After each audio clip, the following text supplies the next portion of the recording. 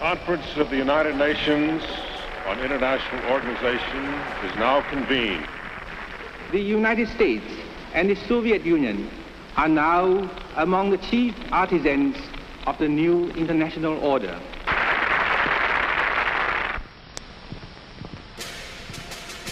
The very word secrecy is repugnant in a free and open society.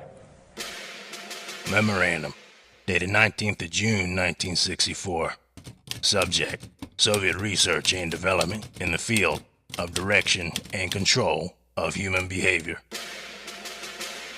Current research indicates that the Soviets are attempting to develop a technology for controlling the development of behavioral patterns among the citizenry of the USSR in accordance with politically determined requirements of the system. And we are, as a people, inherently and historically opposed to secret societies, to secret oaths, and to secret proceedings. Shortly before his assassination, JFK had been warning about a system operating from the shadows. And there is very grave danger that an announced need for increased security will be seized upon by those anxious to expand its meaning to the very limits of official censorship and concealment. That I do not intend to permit to the extent that it's in my control. Repeating, President Kennedy has been shot by a would-be assassin in Dallas, Texas. Stay tuned to CBS News for further details. It takes more than an instant to make a real cup of coffee. Furthermore, the same technology can be applied to more sophisticated approaches to the coding of information for transmittal to the population targets in the battle for the minds of men. We must guard against the military-industrial complex. Now, in this experiment, this is the apparatus we use. Changes in behavior, changes in mental attitude. The transmitter changes the message into the signal. Did you ever consider what would have happened if any of these substances were given to, say, unwitting people? Research has become central, or by, or at the direction of the federal government. You know, up to now, I kept thinking that everything science did was good. Now I'm not so sure. We must also be alert to the equal and opposite danger that public policy could become the captive of a scientific, technological elite.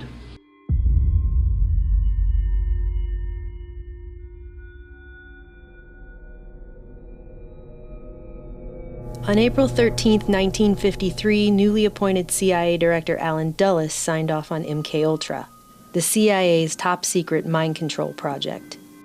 3 days before that, he gave a speech on the battle for men's minds to justify it.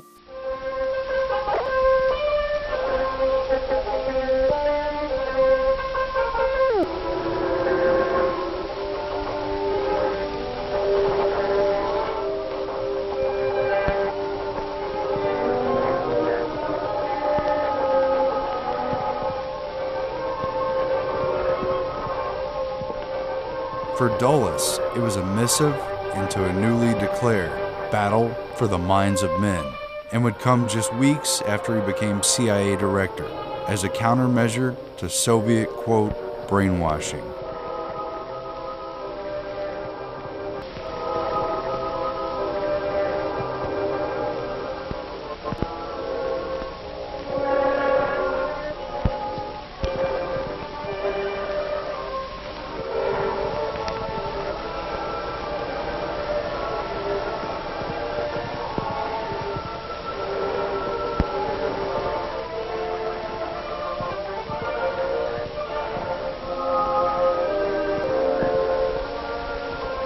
The speech effectively launched MKUltra and gave a plausible reason for the dark and disturbing research.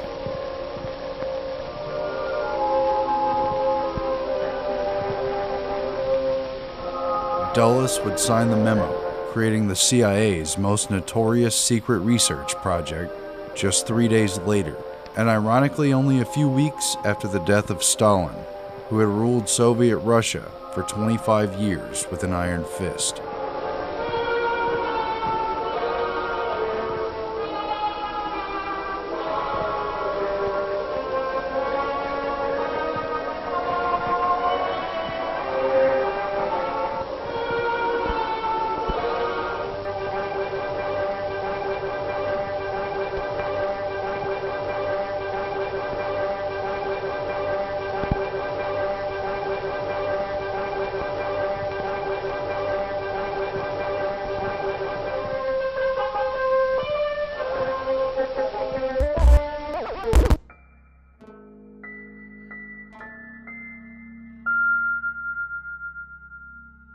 Super-secret Project MKUltra, as it was called, was carried out by the CIA from 1953 to 1964, and when it finally came to light during the Church Committee congressional investigations in 1975, it proved to be one of the most bizarre episodes in CIA history. It was often dismissed as a half-cocked effort of a paranoid Cold War spy agency. The public wouldn't even learn about the project's existence until the mid-70s.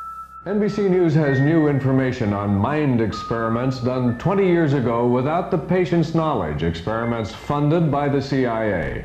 Decision was made at the highest levels of the CIA to do testing on unwitting Americans. I hope I have a reasonable moral standard. MK was a cryptogram for the Office of Technical Service under the CIA's clandestine Science and Technology Division. The huge experimental endeavor would weaponize science and psychology under more than 140 sub-projects.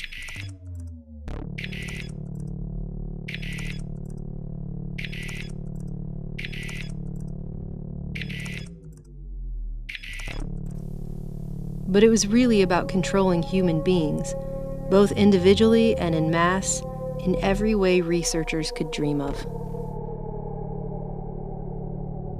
The initiation of MKUltra would weaponize the techniques explored by big science, which for many decades had been funded and promoted by the Rockefeller, Carnegie, and Ford foundations, while the general public remains largely ignorant of the sinister experiments taking place under taxpayer funding and behind closed doors. Soviet research on the pharmacological agents producing behavioral effects has consistently lagged about 5 years behind Western research. They have been interested in such research, however, and are now pursuing research on such chemicals as LSD-25, amphetamines, tranquilizers, hypnotics, and similar materials. Among other things, investigators found the CIA had been testing the drug LSD on unsuspecting humans. One man given the drug committed suicide. The committee was never... MKUltra would mostly be remembered for its drug experiments. I'm going to give you this cup that contains lysergic acid 100 microgram. Will you drink it? That's acid. Acid! Characterized by hallucinations, illusions, distortions of perception and thinking. John Gittinger, recently retired chief psychologist for the CIA. We could disable a whole city by putting a very small amount in a water supply. Everything from prostitution studies to poisons to top secret weapons like the heart attack gun grabbed headlines with sensational accounts of the CIA's sketchy techniques. Have you brought with you some of those devices which would have enabled the CIA to use this poison for, we have indeed, for killing people? Good evening. The White House disclosed today that the CIA's drug testing program on unsuspecting Americans had been more extensive than the agency had admitted. CIA secretly funneled money through scores of research foundations, colleges, hospitals, and clinics including a $375,000 grant through the Geschichte Research Fund here in Washington. The complex and compartmentalized management of such a large project, through front groups and with the participation of countless agencies and institutions to carry out secret research, should be a testament to just how sophisticated and shadowy government science had become. Their names of doctors, their names of officials, their names of former and present CIA officials who were involved, names of hospitals, and depending on how you treat it, it could be sensational. Dr. Sidney Gottlieb, the man in the center, was the CIA's chief chemist and in charge of Project MKUltra. Gottlieb, chief of the Technical Services Staff Chemical Division who signed off on each MKUltra sub-project, was given complete immunity in exchange for his testimony before Congress. In a recent deposition, Gottlieb conceded the CIA was interested in retrograde amnesia, or blanking out a period of time in a person's memory. Ultra involved hundreds of different drugs and substances, hypnosis, narco-hypnosis, sleep and sensory deprivation, and other behavior modification therapies. This information indicates the CIA was interested in learning how to erase memory. They are former patients, part of a CIA-funded experiment, MKUltra. I've heard that it was the most brutal program under MKUltra. Like they had complete control over me. Tens of thousands of people across North America and the world were involved in these experiments. Drug testing on American citizens was more widespread than previously believed. They included experiments secretly involving hospitals testing drugs on terminal cancer patients and enlisting prisons to experiment on criminal sexual psychopaths. Military soldiers, civilians, inmates, hospital patients, and even children, without regard to consent. It is doubtful that any meaningful form of consent is involved in this case.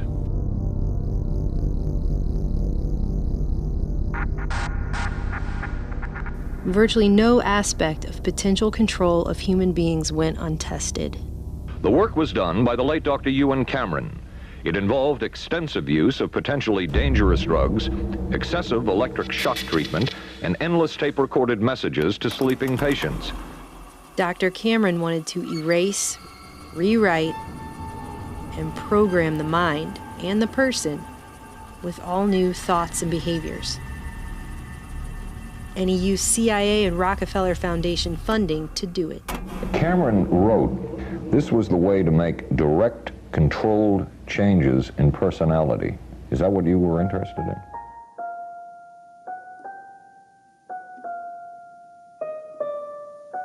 And it would say over and over again the actual words that the individual had said.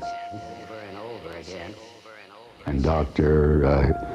Cameron's idea apparently was that if somebody listened to this long enough, that it would represent some kind of a breakdown, and a breakdown in a psychotherapeutic sense. Some heard the same message 250,000 times. MKUltra itself had 149 sub-projects, at least that we know about. You see, in 1972, after President Nixon fired CIA Director Richard Helms, he ordered the destruction of all MKUltra documents. The committee was never able to determine the full scope of the program, since one-time CIA Director Richard Helms acknowledged that the program's records were destroyed in 1973 to avoid embarrassment. It's only due to a clerical error that 7 boxes of financial records were spared, which were later released via FOIA request in 1977. Because of this, the public will never fully know how far MKUltra truly went. As this 1952 CIA memo says, the aim is controlling an individual to the point where he will do our bidding against his will, and even against such fundamental laws of nature as self-preservation. The CIA files that were made public were referred to in testimony by participants in the project, such as Dr. Charles Geschichte and Dr. Robert Lashbrook, as, quote, boilerplates. Cover files that Dr. Geschichte noted were not worth the paper they were printed on.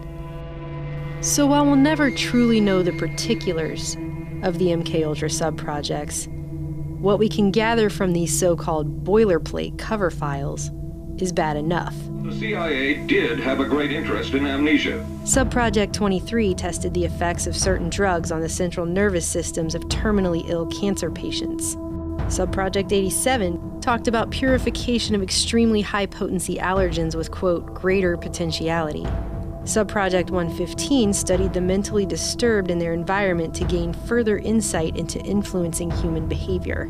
Subproject 40 investigated the feasibility of aerosols to deliver various psychochemicals of interest to the CIA on non-psychotic humans.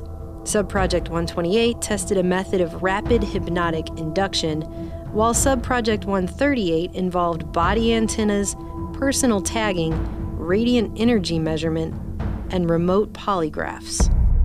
But the most promising means of mind control would be largely downplayed, both in the hearings and the media. Dr. McNulty says he finds it despicable for a democracy not to ask an institution if they want to be involved in such an activity. Perhaps, he added, the plus of a democracy is eventually we learn about everything. Not everything.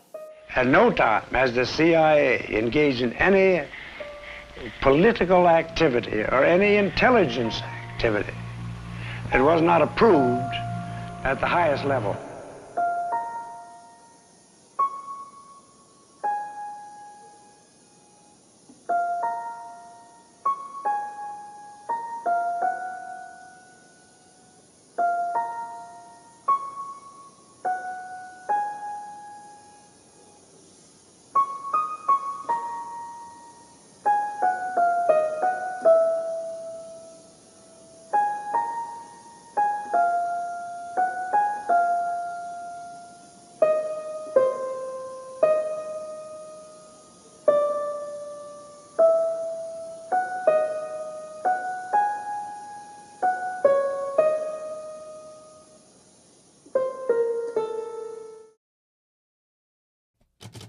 There are two major methods of altering or controlling human behavior. The first is psychological, the second, pharmacological. Neither method would be very effective for single individuals on a long-term basis. No trial, no jail time, no explanation beyond the CIA's need to create Manchurian candidates. Raymond. Yes, ma'am. Do you see the Red Queen? Yes, ma'am. Now here's what I want you to do. Key players given immunity, and the main bad guy, Ewan Cameron, vilified in the press. Pretty convenient to scapegoat him since he died a mysterious and untimely death hiking in the Adirondacks in 1967. Even the newspapers couldn't agree on whether it was a heart attack or an accident.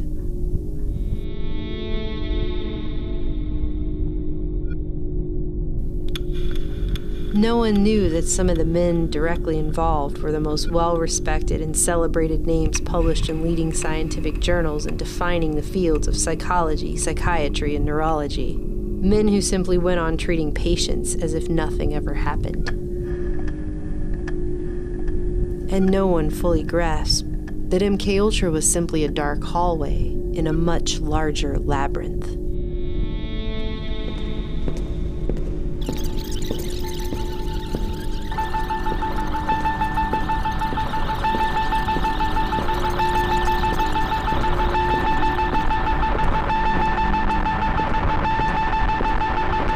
Ewan Cameron didn't work in a vacuum.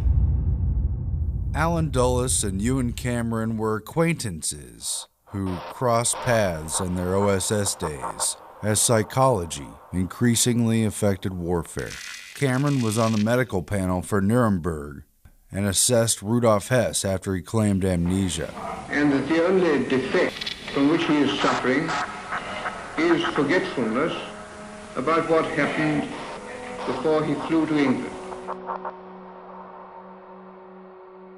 The Rockefeller Foundation had provided more than $150,000 to establish McGill's new psychiatry department, which Cameron would head at the newly created Allen Memorial Institute, built inside of Canadian shipping magnate Sir Hugh Allen's Ravenscrag Castle, the most historically elite building in Montreal. Cameron would draw from his distinguished colleagues at McGill. using sensory deprivation, electroshock treatment, deep sleep therapy, and tape loops to erase memories and break down personalities. In a paper published in the 1956 American Journal of Psychiatry, Cameron referred to the technique he called psychic driving as, quote, analogous to the breakdown of the individual under continuous interrogation. Seeking recognition, Cameron hoped to earn a Nobel Prize for automating psychiatry. Only 3 sources were cited in his work, the first being himself and another being Donald Hebb. With the influence of his connections, Cameron rose to prominence, becoming the president of the Canadian, American, and World Psychiatric Associations, along with numerous other influential groups. He was widely acknowledged as a leader in the entire field, until he wasn't. What a fine line there was between the work of a madman exposed in the worst of the files released on MKUltra and the respected and admired work of his closest colleagues at McGill, who even today are celebrated as the greatest Canadian minds of science. But you and Cameron didn't work in a vacuum.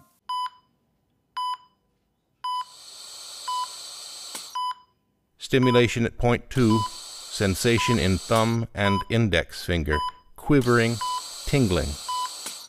Point 3. I hear voices.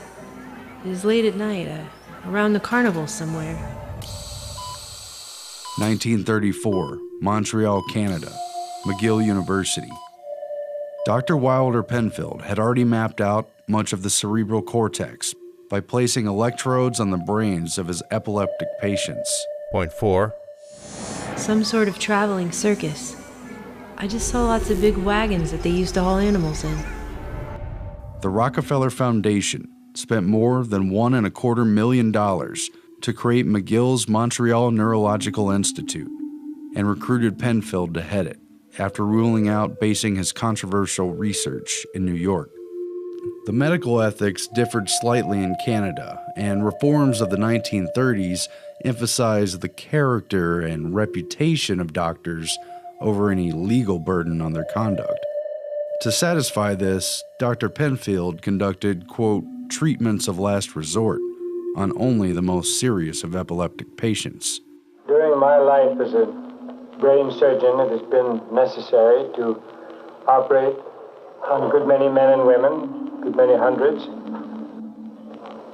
and to expose the brain under local anesthesia with the patient conscious. While simultaneously undergoing a study of the brain to make the price of open brain surgery worth it.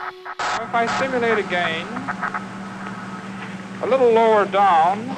That pencil-like instrument in his hand is an electrode. Each time he applies it to the patient's brain, a weak electric current stimulates that part of the brain. Point 7. Movement of the tongue. Point 8. Yes, I heard voices down along the river somewhere. A man's voice and a woman's voice calling. Nearly 2 decades earlier, Wilder Penfield had become Sir Sherrington's most distinguished pupil. Penfield trained at Oxford under a Rhodes Scholarship, who were known for recruiting top American students to become elite agents of global influence in their fields. It was Sherrington who introduced Penfield to neurology, and Penfield dedicated all his books to his mentor. Real legacy stuff. Point 11. I think I saw the river. One I was visiting when I was a child. This was experience from his earlier life. It has faded from his recollective memory. He claims in this way that he avoided outright experimentation. These are not experiments. Though few other labels could truthfully be put on his probings. Is it true that one does not feel pain in the brain itself? No, it doesn't hurt to stimulate the brain. Ready, on. I had a dream I wasn't here. I hear people coming in. I hear music now. An old song I heard on the radio. A funny little piece. These reenactments contained both visual and auditory elements in them. This was an incident of childhood which she could never have recalled without the aid of the stimulating electrode.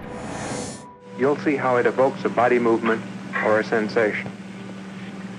Ready? On. Buddy, did you feel anything? Yes, I did. What? I felt that my hand was numb. Electrical stimulation was carried out at 60 cycles, 2 millisecond pulses at 2 volts. Point 27. It is winter, and the wind is blowing outside, and I'm waiting for a train. Now, if I stimulate again, further forward. Ready? On. Neil. Left hand is shaking. Left wrist is twitching.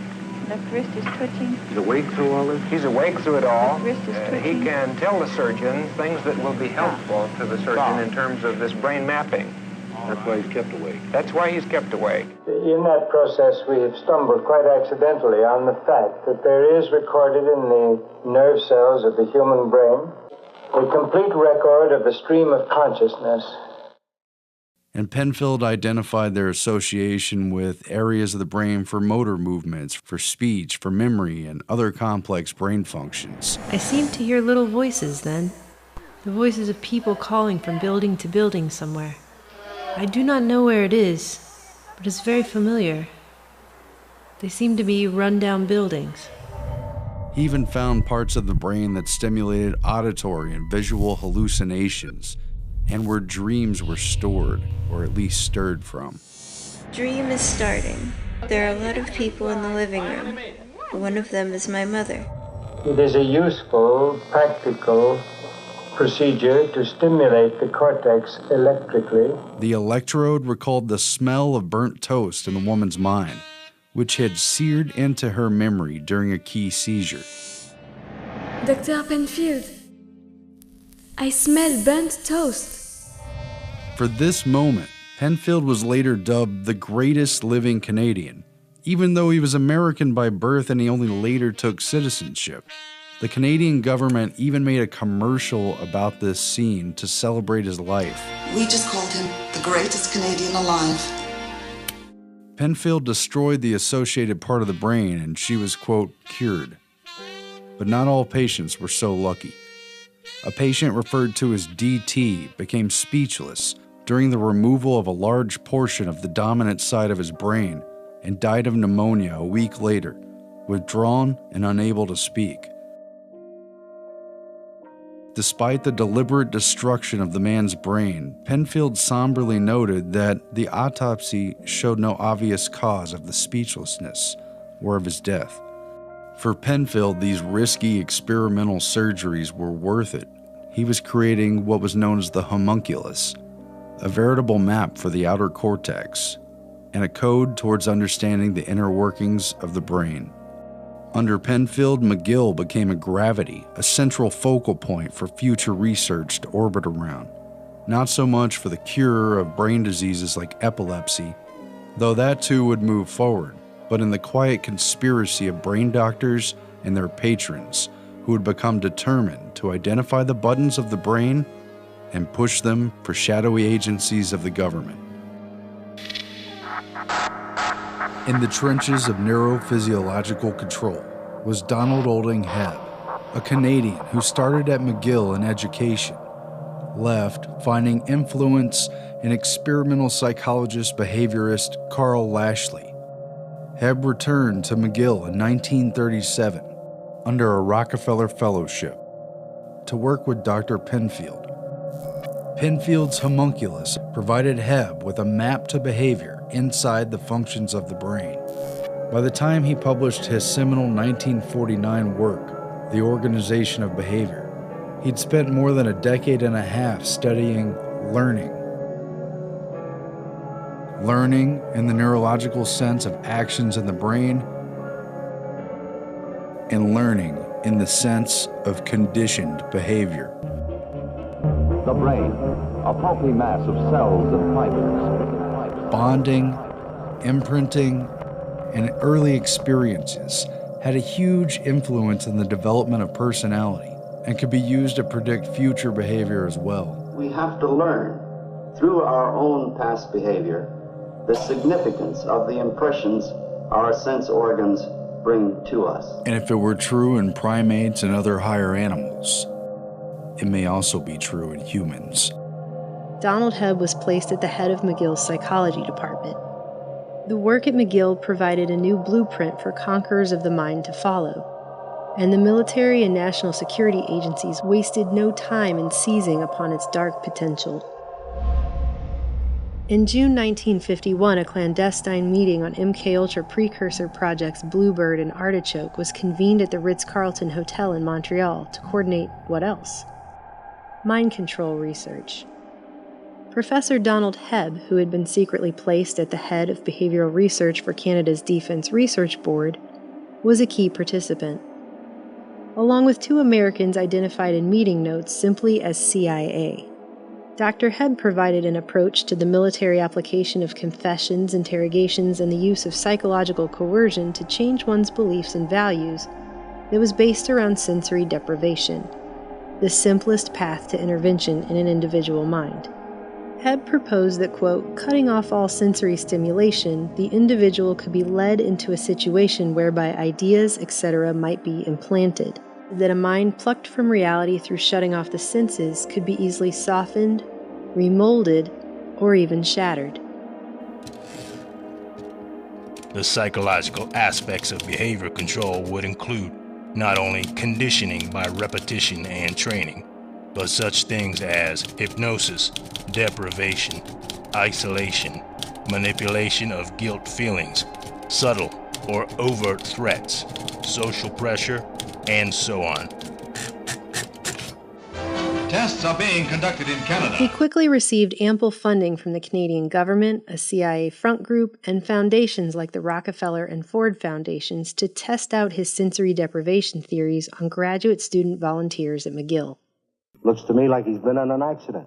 No, this is an experiment that took place at McGill University. Students volunteered to participate in this study of human behavior under extreme and prolonged monotony. They were isolated and immobilized in a small lit cubicle, their arms placed in large cardboard tubes up to the fingertips, with light diffusing goggles placed over their eyes. The little rooms were soundproof except for a constant white noise generated by a small air conditioner. These conditions continued 24 hours a day, even at mealtimes. It didn't take long for the subjects in Hebb's black box to break down. With Hebb writing of one man, the subject's very identity had begun to disintegrate. The extreme sensory deprivation of Hebb's experiment proved blatantly devastating. Few of the volunteers could take it for more than 2 or 3 days. It was impossible for most of these students to take it for more than 24 or 48 hours. At least 4 participants in Hebb's experiment openly referred to it as torture. The monotony from a lack of sensory stimulation amounted to much more than mere boredom. It unveiled a mind that lost complete touch with reality when it fell out of contact with it. The psychologist D.O. Hebb and his associates who conducted these experiments found that deprived of ordinary, everyday sensory experiences, the subjects began to lose touch with reality. Dr. Hebb discovered a clear threshold at which a man's mind, any mind, would break down within a matter of days. Many participants hallucinated within just 48 hours. Those who stuck it out began to see things, hear things. Some felt their heads had become disconnected from their body. Others felt they had 2 bodies. One claimed he saw purposeful squirrels marching with sacks over their shoulders, while another claimed he'd been attacked by pellets fired from a miniature rocket ship. Hebb and his researchers concluded a changing sensory environment seems essential for human beings, noting that without it, a major breakdown in thought processes akin to a psychotic break could be quickly achieved in just a few simple, inexpensive steps. They had also discovered that a total lack of sensory stimuli made a person highly suggestible, with long-lasting effects. Not only were Hebb and his team able to make their subjects believe in ghosts, poltergeists, and outlandish stories after spending time in sensory deprivation isolation, But even weeks later, many of them retain their fear of the paranormal, often in spite of their previous beliefs. The implications for brainwashing, indoctrination, and re-education were staggering.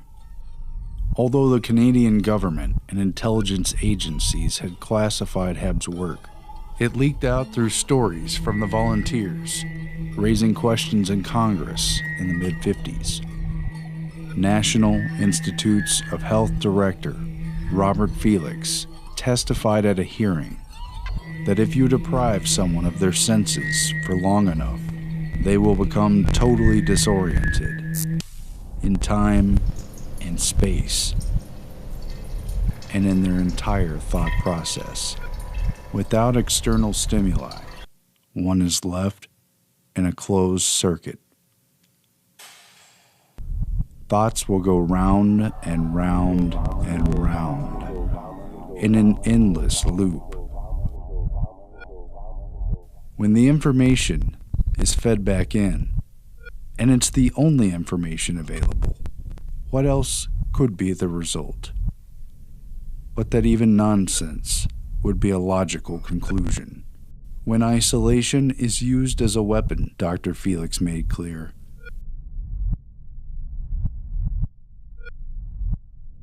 anyone could be broken down by this technique.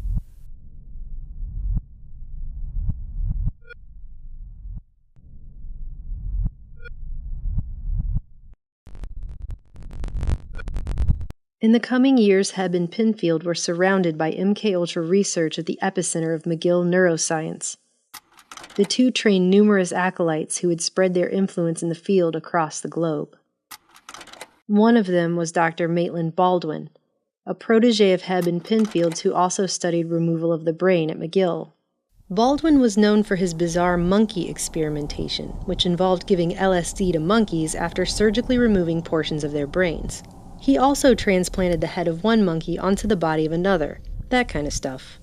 He not only continued Hebb's sensory deprivation experiments, but pushed them much, much farther, although he admitted that anything beyond 2 days would likely cause irreparable psychological damage, something Baldwin discovered while at the National Institute of Mental Health, when he placed an Army volunteer in a specially designed box and witnessed the man break down into heart-rending sobs before kicking his way out after just 40 hours.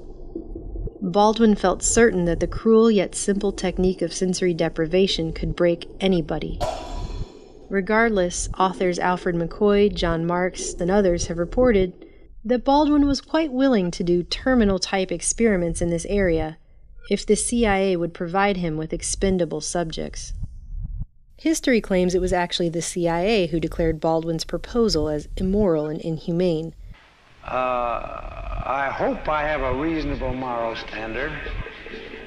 Stopping it before he could begin, so he went ahead with monkeys instead. The results of his research remain classified to this day. Hebb had refused to go further in the interrogation experiments, and his funding was cut a year later.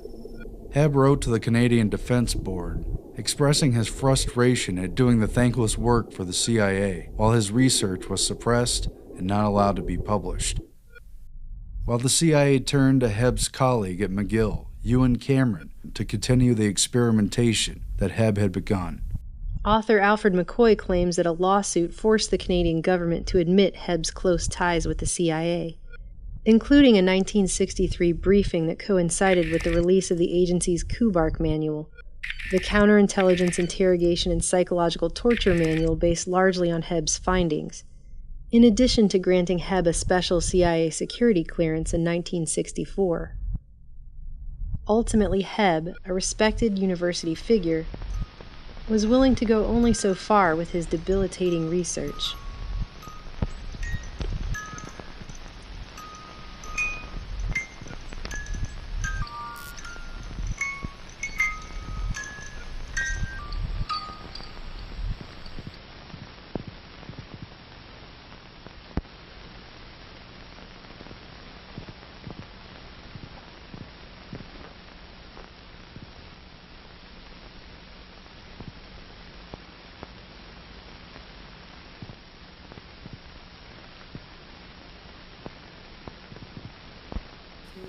If the CIA was serious about pursuing behavior modification and mind control, then it would need a team of serious investigators to carry out scientific experiments regarding the very mechanisms underlying behavior itself, and thus the mind.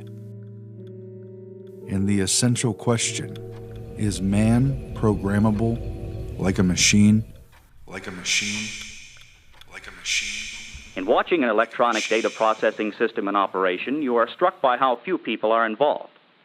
This impression is misleading.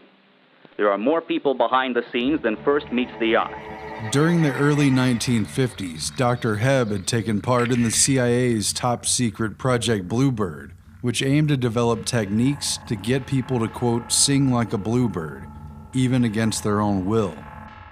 As experimentation continued, Bluebird quickly evolved into Project Artichoke, which in turn evolved into what would become MKUltra, and subsequent covert projects thereafter. But covert, organized scientific research had already begun years earlier under the auspices of government committees and private foundations leading up to World War II. Early on, a number of social scientists, psychiatrists, and psychologists were tapped for the Presidential Advisory Committee for National Morale in order to advise the government and military on psychological warfare in anticipation of America's entrance into the war. The Morale Committee conducted in-depth research, much of it classified, into psychological operations and countering enemy propaganda, while ensuring the American public's support for the war through domestic propaganda. The committee also proposed secret research into methods of enhanced interrogation that could be used to make people talk against their will. Channeled through the Office of the Coordinator of Information is what came to be known as the TD, or Truth Drug Project. The Office of the Coordinator of Information would soon merge into the science-based Office of Strategic Services, or OSS, the clandestine wartime precursor to the CIA. These early truth drug experiments would be carried out in secret, but apparently with little success, under the cover that the OSS was attempting to find a cure for shell shock. Some of the newer trends in the USSR are as follows. A. The adoption of a multidisciplinary approach, integrating biological, social, and physical mathematical research in attempts to better understand and eventually to control human behavior in a manner consonant with national plans. But the computer continuously and instantly solves the problem and sends the answer to the guns as train and elevation orders. In May 1942, just a few weeks before the OSS was officially created, a small invitation-only meeting was held on, quote, cerebral inhibition that would change everything. It centered around two topics, hypnosis and the conditioned reflex. The Josiah Macy Jr. Foundation, a private philanthropy tied to the Rockefeller oil empire and later outed as a CIA front during the MKUltra revelations in the 1970s, would host the meeting.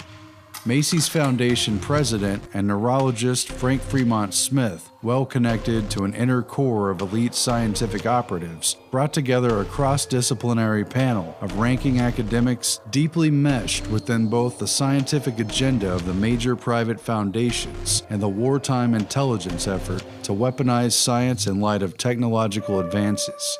Off the record, these people would discuss what could be done about the problem.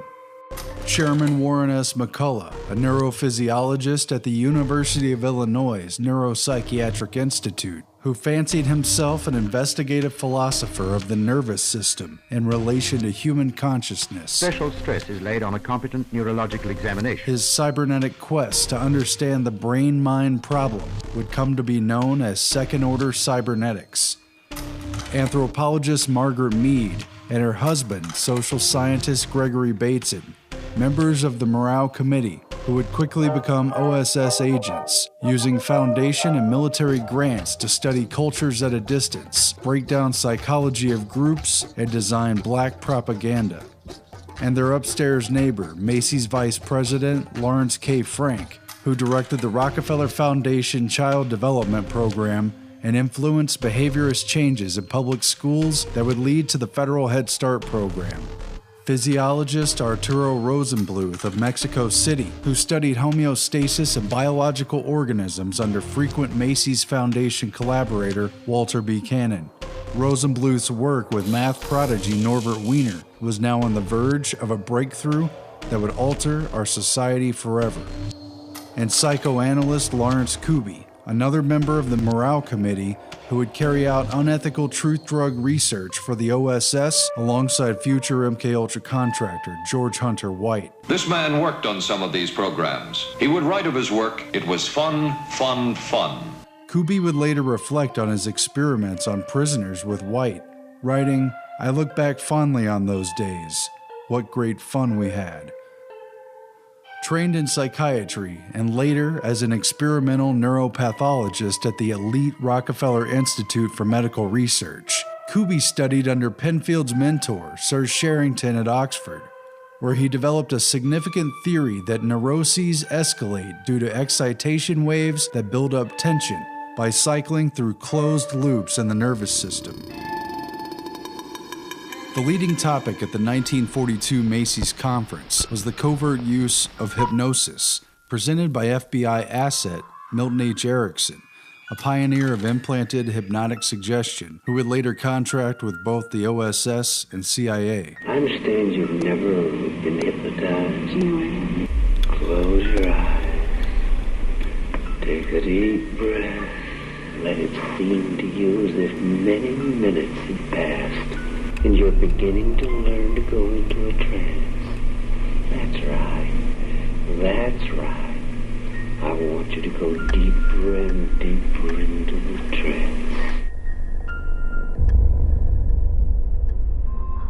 Though there are no published records from this meeting, psychologist Lawrence Kuby, a key member of the Macy's Conference, wrote about their work together in his 1939 paper on experimental neurosis in man, where he explains how Erickson is able to implant false memories and hypnotic commands into subjects who later display the fearful symptoms of neurosis. Kuby describes how, quote, psychotic emotional storms could be triggered on command by hypnotic cues. And you do not know the answer to that question consciously. And an OSS plot to send coded messages through hypnotized couriers. You can ask a subject to develop an amnesia for certain experiences, or certain classes of experiences, for certain attitudes, for certain learnings. Because in the hypnotic trance, then you need merely to direct the ideas to which the subject is to respond. Your unconscious mind can forget about it, you know. All you have to do is let things happen. Hypnosis rolled over into the group's second presentation on the conditioned reflex, presented by psychologist Howard Liddell, who established Cornell University's Behavior Farm Laboratory, where irrational stimulus and response patterns were found to trigger artificial neurosis in sheep and other animals. A devotee of Russian physiologist Ivan Pavlov, Howard Liddell used the techniques of conditioned response that Pavlov had developed. I'm myself somewhat of a disciple of Pavlov. To study the conditions between the central nervous system and emotions. These experiments proved that motivations like hunger could be exploited, and the psychological response to stimulus, whether pain, fear, or reward, could be gamed to create experimentally induced neuroses, which is little different than torture. Like other Macy's attendees, Liddell had been recruited by the National Research Council, which had, with Macy's Foundation funding, formed a number of emergency committees, including a division of anthropology and psychology. It was in this spirit of marrying science and research to efforts in espionage that the meeting commenced. entangled in the secrecy and urgency of the war. If you are working in a defense-related area, your plant must be a strong island of vigilance amid the potential security threats on every spot in our nation's defense against the spy. But the most important conversation happened in the lunchroom when Arturo Rosenbluth told the other attendees about his work with math genius Norbert Wiener on so-called teleology and goal-seeking devices. As it turned out, the behavior of organisms and machines could be neatly and simply modeled around the feedback loop. Margaret Mead was so riveted that she chipped a tooth, though she didn't realize it until later. She said, recalling the meeting, it was 1942. When you really had the design of what needed to be done. Its members dispersed to tend to their roles of wartime scientific research, but the Macy's group would not end there. 10 more Macy's conferences were planned on what the group informally called the Man-Machine Project, a new science of control based largely on Norbert Wiener's work. During the First World War, Norbert Wiener studied artillery fire as a soldier and math expert with what was then primitive equipment. 1 to 4 bursts move along the course of your plane, keeping pace with you as the fire control instruments supply predicted firing data constantly. The target sighted, direction, angular height, and altitude readings are taken at several points along its course. By World War II, Norbert Wiener had automated anti-aircraft artillery fire, along with his partner, electrical engineer Julian Bigelow. The anti-aircraft gunner cannot rely on dead reckoning. His leading must be a careful mathematical calculation. It was one of the outstanding achievements of the war, improving accuracy to a science. Whether tracked by optical sight or by radar, the information is fed by electric cable to a director. And we now have the basic elements of a differential. This mechanical quiz kit digests the data and automatically computes the right lead. The other 2 parts then are inputs. The sum is 6 inches. It used automatic tracking systems that would make decisions or adjustments based on the feedback of changes in course, speed, or wind. So they will fire not at where the target is now, but at where it will be. It was all negative feedback, really.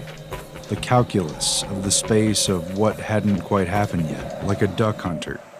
Wiener's goal-seeking machines would lead the target and time the intersection of the bird and the shot. The potential maneuvers are weighed and considered, then done or not done, like an arm extended to reach for a glass, moving exactly the distance needed in order to grasp it. Intricate activity in the nervous system carries out muscle contractions or muscle inhibitions countless times over, keeping the body on track to grab the water that the mind wants to drink. What if the brain worked like a computer? If so, could it be decoded and reprogrammed?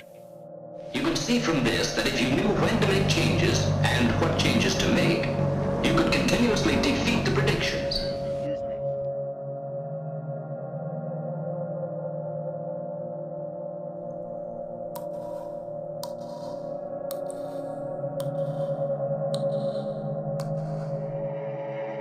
This rotund and notoriously absent-minded genius had constructed a formula for what he termed cybernetics, a phrase he had coined out of the Greek word kybernetes, or steersman. His 1948 book, underwritten by the Rockefeller Foundation and written primarily for trained scientists, summed up cybernetics as control and communication in the animal and the machine. Its popularity triggered the 1950 follow-up, The Human Use of Human Beings, Cybernetics and Society, dropping the heavy math that outlined a whole new era. Our first assignment was communication, maintaining the nerve system of the arsenal of democracy. Communication. It was during these interwar years and at a confidential meeting in Princeton that Warren McCullough, in his words, began conspiring with Rosenbluth and Fremont Smith on the interdisciplinary meetings to follow. By the time the Macy's Conference reformed in March of 1946, they knew, in principle at least, that the brain and the computer had a common link in their operating systems.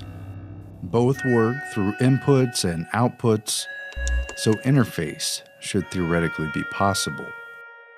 Now, technology from the war had provided a unique opportunity for researching these questions in practical terms.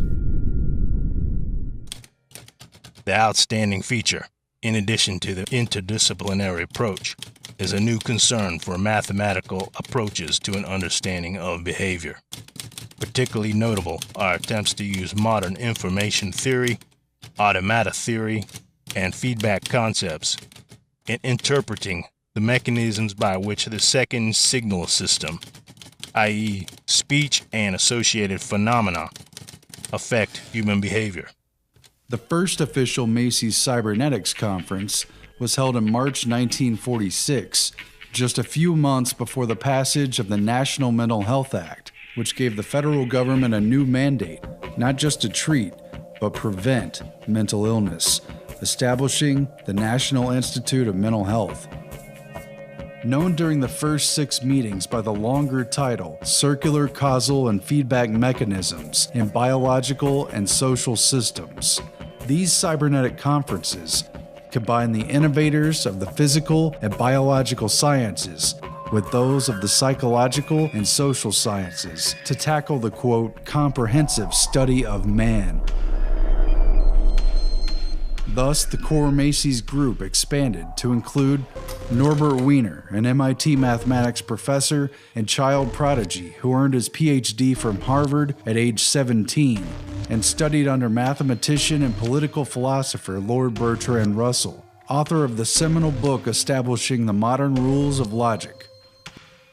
John von Neumann, the Hungarian émigré and member of the Manhattan Project, who had become a pioneer of the digital computer, the electronic computer, and who used game theory to analyze Cold War strategic thinking. MIT mathematician Walter Pitts, mathematics has been called the one universal language of mankind, who was self-taught in logic and co-authored several key papers on brain modeling with Warren McCullough.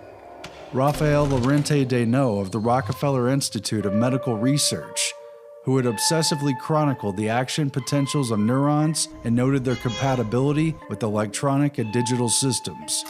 German émigré and Gestalt psychologist Heinrich Kluwer, who studied visual perception, hallucinations, and mescaline as an experimental physiological psychologist, and was best known for Kluver-Bucy syndrome, a cognitive impairment triggered by surgically created brain lesions. German refugee and Gestalt psychologist Kurt Lewin, an OSS agent and director of MIT's Center for Group Dynamics, who was closely associated with the Frankfurt School and Tavistock Institute. Editor of the Macy's Conferences, second-order cybernetician Heinz von Forester ran the Pentagon-funded Biological Computer Laboratory at the University of Illinois. Born in Vienna and part of the infamous Vienna Circle, von Forester studied physics and conducted radar experiments for the Nazis and subsequently the Allied occupation. McCullough arranged for his academic position, permanent stay, and invitation to the Macy's Conference in 1949 after reading his work on the molecular basis of memory as a function of quantum mechanics. Along with these key participants were about a dozen other core members, as well as a handful of invited guests drawn from key positions of expertise. Macy's guests included OSS and CIA asset psychiatrist Harold Abramson, who worked on top-secret chemical warfare projects at Fort Detrick, some of which were co-sponsored by the Macy's Foundation itself, and who would run multiple MKUltra projects involving LSD experimentation. Dr. Abramson is also known for introducing LSD to many of the Macy's conference attendees, including Macy's president Frank Fremont Smith and Gregory Bateson. That's acid. The attendees gathered together for 2 days at the Beekman Hotel, today a white-glove luxury condominium on the Upper East Side of Manhattan. The posh neighborhood may have seemed like an unlikely location, but not only was it next door to the Macy's Foundation, it was also just a few blocks away from the Council on Foreign Relations, which Allen Dulles had led for decades, and from the Rockefeller Institute for Medical Research and Cornell Medical College, where Project MKUltra research funds were channeled into the Human Ecology Fund. Rather than be based out of Washington, D.C., the wartime OSS operated out of its headquarters in room 3603 of Rockefeller Center, working side by side with Britain's MI6 and in the same building as the Rockefeller Foundation. This machine has stored program, and that is the thing which makes the computer revolution possible. John von Neumann took the stage to update everyone on the progress of the digital computer during the war. The immense strides in computer technology that were spurred by von Neumann's work. It was now ready for the next stage of exploitation. The system calls for the key to be either up or down. The code calls for a dot or a dash. Norbert Wiener's cybernetic concept held the key as to what they should do with the digital computers they had developed. The method and the signal are such that they must be fed to the transmitter in a series of positive decisions. It fused together the working principles of the biological organism, looping systems that maintained equilibrium. Its maintenance is automatic and seeks to balance any disturbances. Wiener, Rosenbluth, and Bigelow presented the ideas of their paper, Behavior, Teleology, and Purpose. It was written in 1943, but couldn't be published until 1947 due to secrecy. They had a universal mechanism to create goal-seeking behavior that made machines and even people basically programmable. On the influence of a feedback system, Wiener stated, "The existing natural reflexes are essentially part of the same mechanism that can inform all purposeful activity in automata. One need merely supply a circuit with receptors and effectors. Then they become goal-seeking devices." Conference Chairman Warren McCullough had taken things a step further, showing how the operation of the human brain can be represented by on and off electric switching devices. It is stop or go, on or off, one or none. His 1943 paper with Walter Pitts on the logical calculus of neuronal activity introduced the concept of the neural net and showed how the communication of neurons could be modeled by a digital computer. The mind, in contradistinction to brain and behavior, emerged in the 1950s as a legitimate object of experimental research. The neural nets project of McCullough and Pitts spearheaded this cognitivist turn in the 1940s.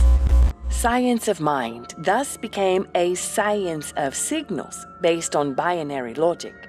Neural nets bridge the gulf between body and mind, matter and form. The comparisons between the central nervous system as an electronic machine and the digital computer as an artificial brain boiled down to questions of logic, mathematics, and the very nature of reality itself. Very simply, in the first place, I wanted to find out what was going in the brain.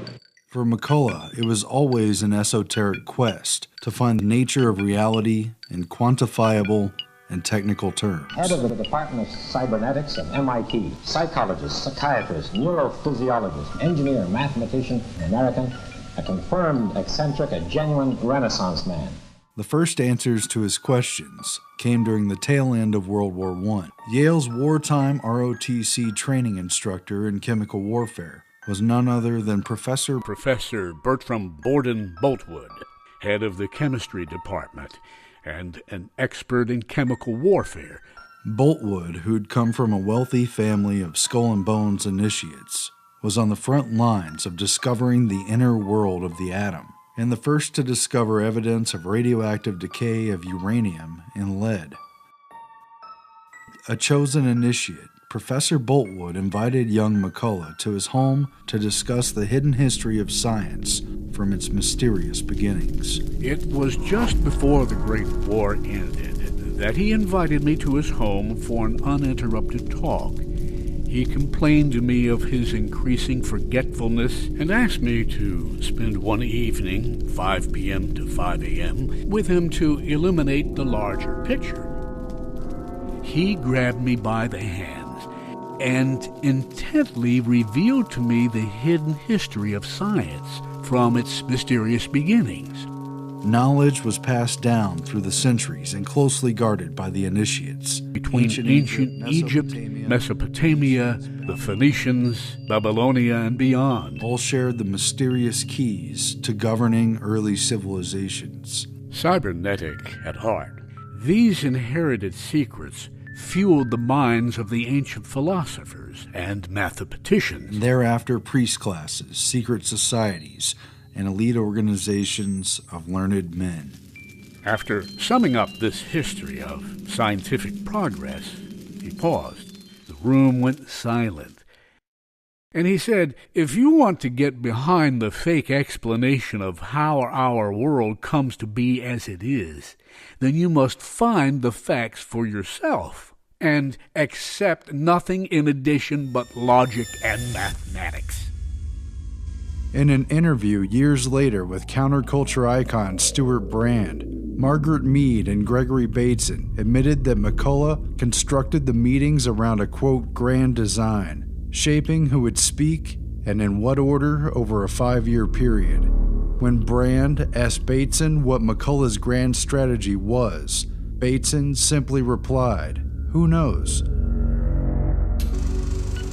What was the common code between the communication of the nervous system and the computer's binary processing language? They wanted to show the effect of the physical world on the mind in statistical terms with data. Input, output. Eventually, all the entities will sync to the dominant, whichever is making the most accurate and reliable long-term decisions, whoever is setting the pace and the trends, which could carry out any number of simultaneous calculations and feed back into the mental loop.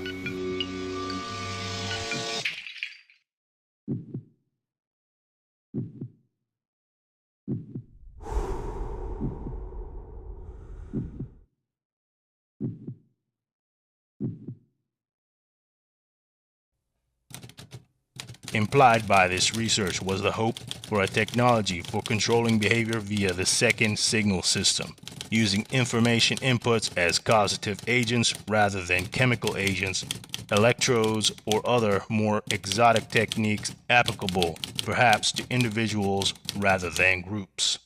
See, this new trend, observed in the early post-Stalin period, continues. By 1960, the word cybernetics was used by the Soviets to designate this new trend. This new science is considered by some as the key to understanding the human brain and the product of its functioning, psychic activity and personality, to the development of means for controlling it, and to ways for molding the character of the new communist man. The airborne computer is no longer a theory, nor an experiment. It's a fact. Tested, functioning, practical, and restricted. It has gone into production under the label brain.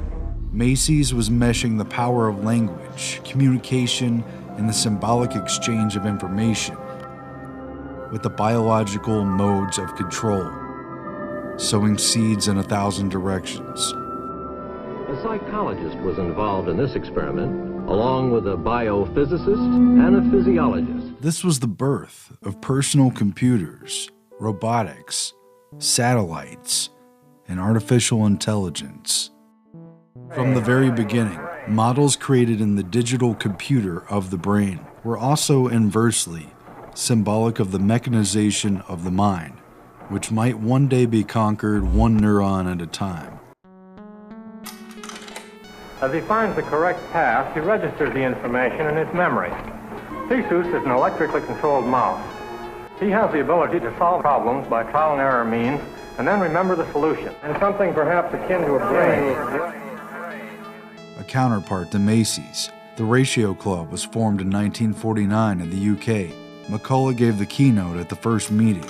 Alan Turing, W. Ross Ashby, Gray Walter, and Donald McKay were among its most important members. Now meet Dr. Gray Walter of Bristol.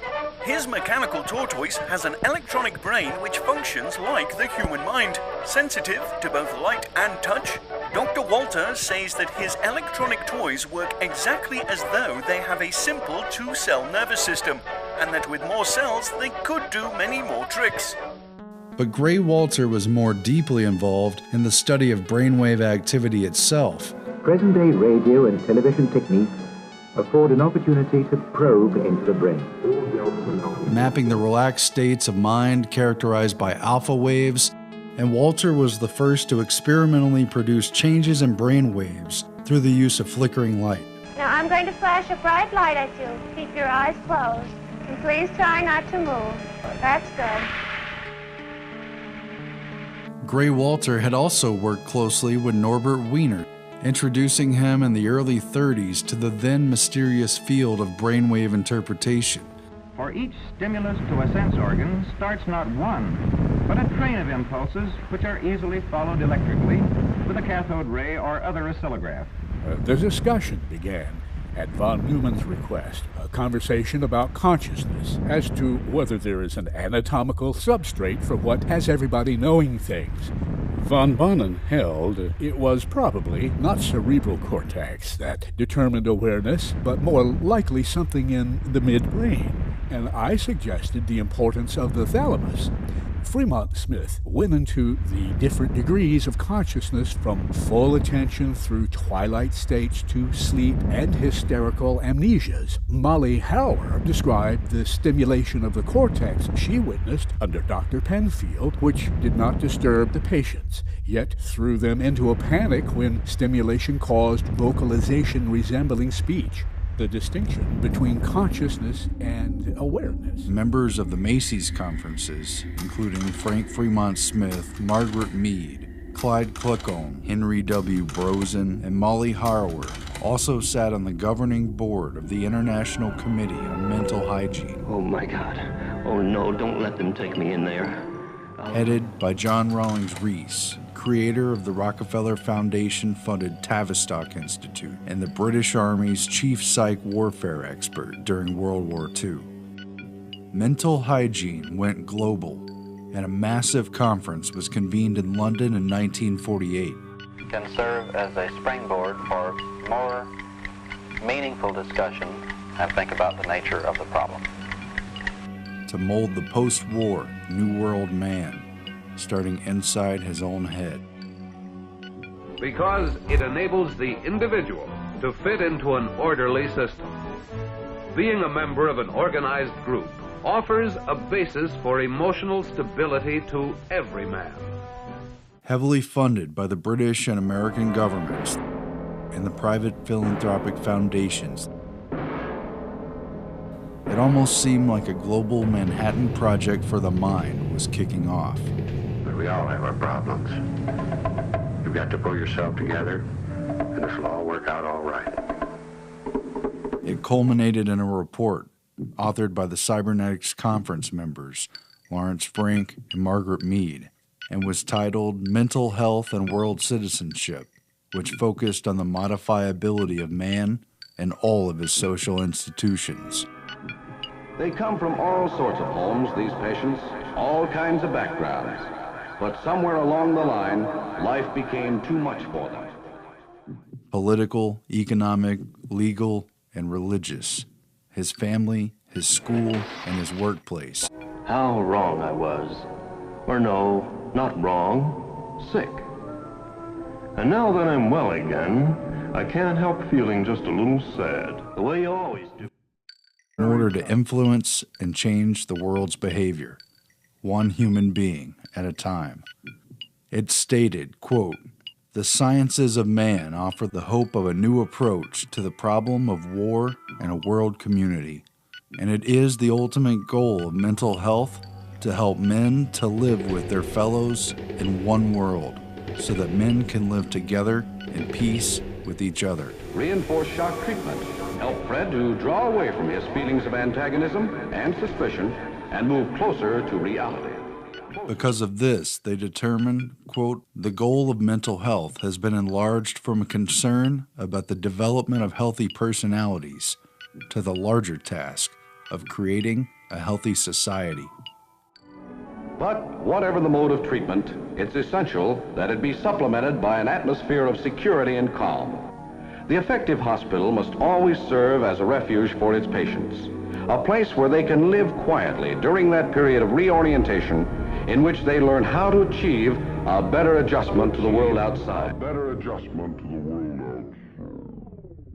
Out of the conference, a supposedly scientific World Federation of Mental Health was established. John Rawlings Rees left the Tavistock Institute to become its first president, a seat that both Fremont Smith and Meade would later fill as well. The group's motto, borrowed from the UNESCO Constitution, was, quote, since wars begin in the minds of men, it is in the minds of men that the defenses of peace must be constructed. The problem became one of communication between man and machine, between machine and machine, between machine and man. There was a large military presence at the Macy's cybernetic meetings. Perhaps not surprising given how many contracts its core members had with Naval, Air Force, and Army research, all of which were later exposed as routine fronts for CIA endeavors. These meetings bring together field representatives, simulation data people with their background of environmental information, and military personnel, the ultimate users of the programs. The Office of Naval Research had its own branch for investigating physiological psychology, basically another name for cybernetics. Man, which we have put in between two already known machines. Man is a predictor and says, I shall continue to do whatever my last solution predicted will be right, so long as no detectable difference arises. I'm very curious to know just how far we can push this human operator. Would you please describe? In which part of the brain should they screw the spark plug? So we have the human operator surrounded on both sides by very precisely known mechanisms, and the question comes up, what kind of a machine have we placed in the middle? What kind of a machine is man? The needs that power the human machine, that influence human behavior. Let's take a man. Any man. Man, the maker. Tools would give him control over his own world, organization, and extension, using strategy for dominance and survival. You see, in the chain, the end man sends a message and then he has nothing else to do. He merely waits for the answer to come back. Man splits into groups, tribes, cults of information, and behavior propagated through rituals. The number of messages sent, of course, correlates highly with where you are in the group. Clusters of knowledge, careful note of mysteries and breakthroughs, spilling forth in useful language, not open source, but guarded secrets of power. If we play this game on paper, we get almost exactly the operation one gets with an actual group. The modification of the synapse. Neurons that fire together, wire together. Hebb proved that. I would like to follow that remark. When we were talking this morning, von Neumann was saying that the brain could not be an analog calculating machine, but must be a digital one. A machine with an analogic part and a digital part.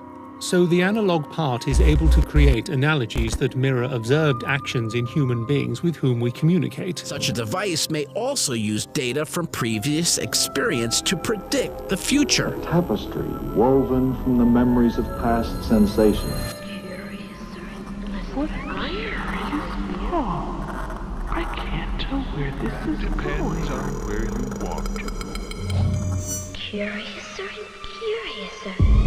What kind of place is this? What I see when I look at you is, in fact, my image of you. Or you see your image of me. The how of using our senses is a deeply concealed body of knowledge. Very few people seem to realize the enormous theoretical power of this distinction between what I see and what is actually out there. Most assume that they see what they look at, but the map is not the territory. What gets from the territory to the map, i.e. from the outside world to the brain, is news of difference, motion for instance. If there is no difference in the territory, there's nothing to say on the map. After creating his neural nets model with pits, the McCullough's MIT team would write what the frog's eye tells the brain. Perception. Our brains translated and converted analog symbols embedded in our sense receptors into digital data in our brain. It isn't reality that we see, but rods and cones interpreting the shapes and shadows and colors of the real world. For frogs, it meant an eye trained to see primarily flies and bugs, a worldview that was easily tricked and fooled by forms and puppets and other forgeries. Human senses were tricked by many things in the labs, along with practically every other animal species that had been tested. Why do the two heads seem to change size? Answer, the windows are distorted. Plato's famous allegory of the cave. Reality is nothing more than shadow puppets projected on the cave walls. It goes all the way around. It's an optical illusion. But even though you tell me, my eyes still won't believe it. When you run circles around the military's technologically driven future, the nerves of the Army and Navy and Air Force, the communication networks of signals and intercepts of planes, tanks, boats, missiles, and torpedoes, when you run circles around the whole of human society and its various cycles of influence and modification, and when you run circles around the individual, circles around the problem of the machine and man himself. And once you go around and around the problem of feedback and the cycles of behavior, the responses of Pavlovian conditioning, perception, and reality, in the end, the whole of man can be controlled through his dependence on his environment.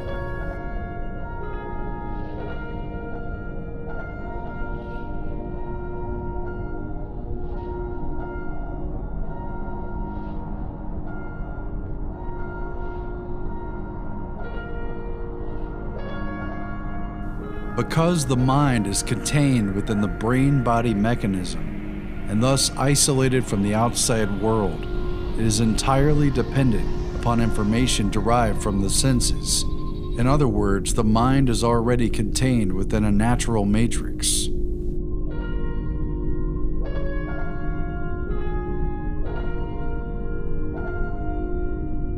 Focused on communication, their main purpose of indicating to what extent science suffers from the babble of its many tongues, and hence how necessary it is for us to learn to speak again to one another.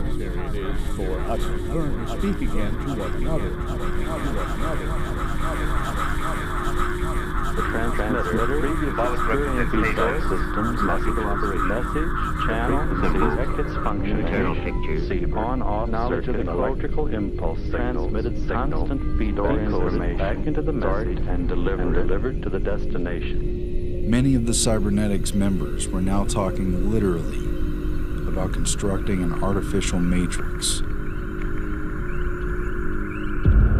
A matrix is supposed to give birth, not receive. And yet what I want to talk about is very definitely the birth of a matrix.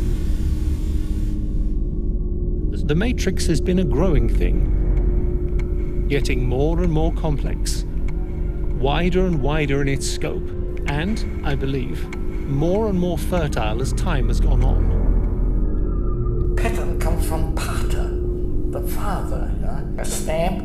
Then the papa is making again and again children of himself. What is a complementary to pattern? It's a matrix. Look at the matrix which embeds. Yes. So everything is sitting in one big thing embedded in a matrix. As Alex Bavelis of MIT noted in his group dynamics studies, We are attempting now to describe the operation of a net in terms of the probability that there will be a message from A to B in a given time period. We plot the net as a matrix. We put ones where there is a link, and zeros where there is no direct link.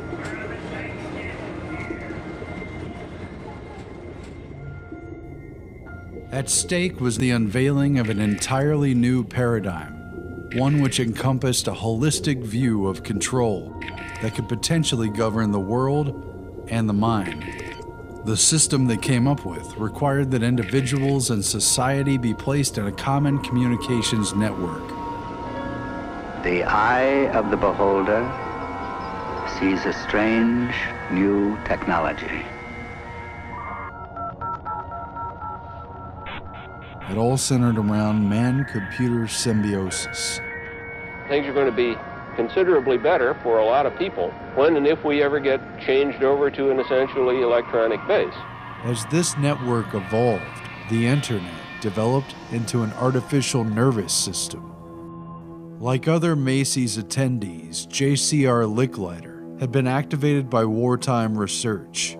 His experiments in modeling the human brain with psychoacoustic factors at Harvard overlapped with secretive contract work that revolved around how the human nervous system reacted to electronic stimuli. Behavior tied to appetite was couched in the same terms as that for self-steering torpedoes and self-training guns. Like so many computers, machines, and other controllable factors, man could be placed in a technical loop and his behavior modified.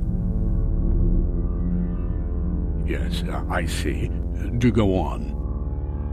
A psychologist and computer scientist, Licklider embodied the connection between cybernetics and Cold War air defense, which was largely based out of Boston and MIT.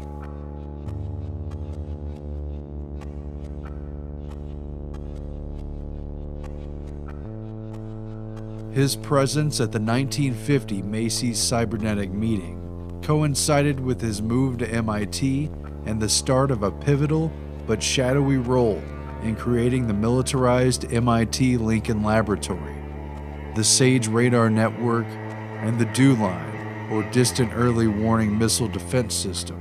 A radar early warning line north. A system which relied upon the very command and control communication networks that Norbert Wiener and others at Macy's created.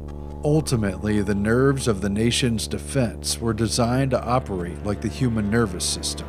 And so, headquarters, United States Air Force, arrived at a command and control concept with data processing as its nerve center. Its basic function, to extend the useful capacity of man's brain.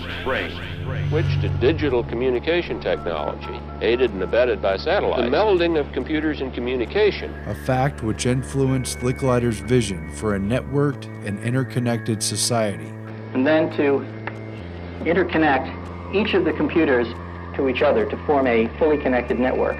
That would eventually culminate in the DARPA-created ARPANET, the forerunner to the modern internet. Research now going on will someday permit a network user to log in. Will someday permit a network user to log in. Will someday permit a network user to log in. Will someday permit a network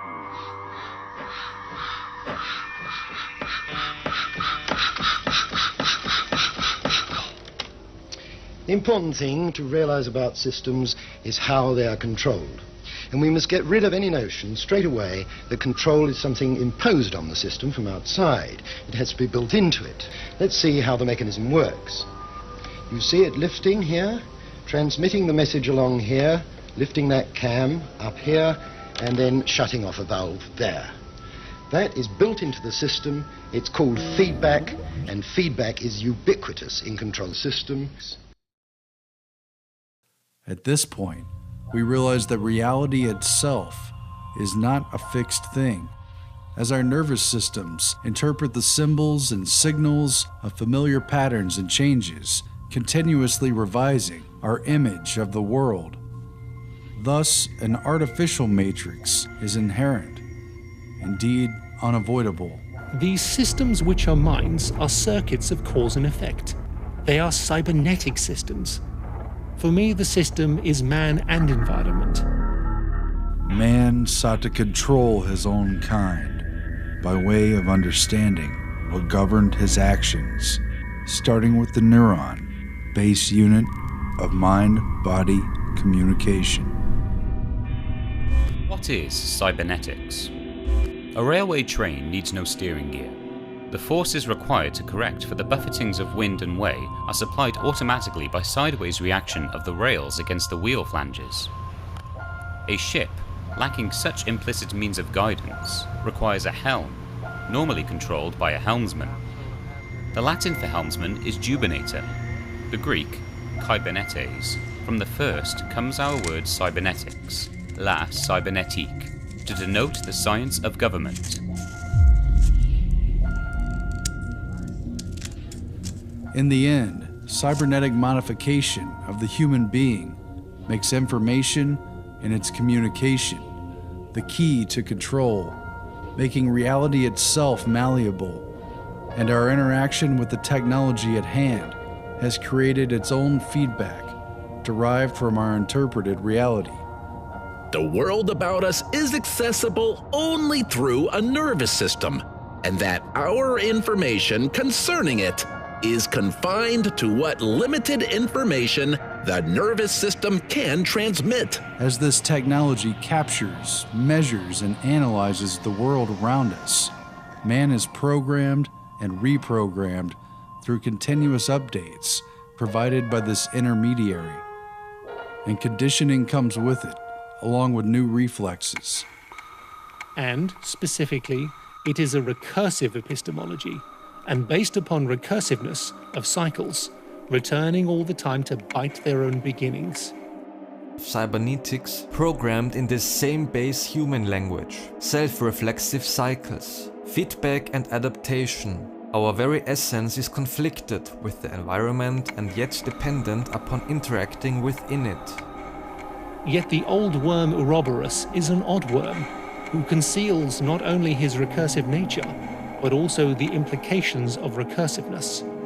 The Ouroboros is the perfect symbol for Kubernetes. Ultimately, the underlying natural matrix is supplanted by an artificial one, born with the collective consciousness of mankind's total intent, goals, and purpose. Ultimately, they found that programming was easy enough anyway. The science of cybernetics would reveal to the CIA, or any serious agency making inquiries, that although the mind itself could not be directly controlled, it was in essence malleable due to its reliance upon physical sense data and man's unique ability to comprehend language and to talk. Behavior then, modified by continuous feedback, was inherent in communication itself. The ultimate question was, who or what would control the signal? Reports from the first 5 of the 10 Macy's Cybernetics conferences were never publicly released. These 10 meetings systematically worked out questions of control that would have to be asked and could only be answered through experimentation, some of which would prove so unethical it could only be carried out under a blanket of national security on a need-to-know basis. The last cybernetics meeting was held April 22, 1953, just 9 days after Alan Dulles signed off on MKUltra. Norbert Wiener lamented, Those of us who have contributed to the new science of cybernetics thus stand in a moral position, which is to say the least not very comfortable. We have contributed to the initiation of a new science which embraces technological developments with great possibilities for good and evil. This was especially so since the computing machine had already reached a point of such complexity that it threatened man's freedom to make individual decisions. We do not have a choice in suppressing these new technological developments. We can only hand it over to the world that exists about us. There are those who hope for the good of a better understanding of man and society that may anticipate and outweigh the incidental contribution we are making to the concentration of power. I am compelled to say that it is a very slight hope.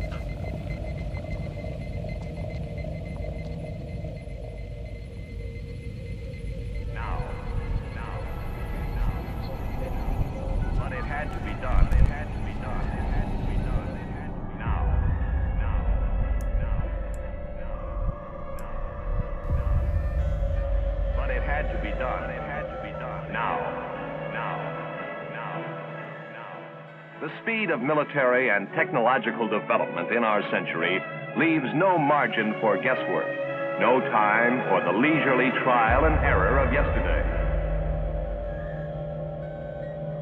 Cyber evolved beyond the passive reception of one-way signals, as with television. Instead, it required a feedback loop of interaction. Would you advocate a world ruled by scientists and by the super brains? No. We are fit for discovering how the world works. We're not fit for telling other people what to do.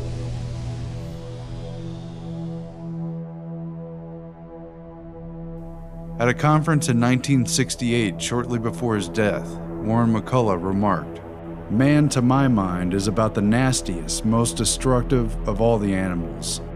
And I don't see any reason, if he can evolve machines that can have more fun than he himself can, why shouldn't they take over, enslave us, quite happily?"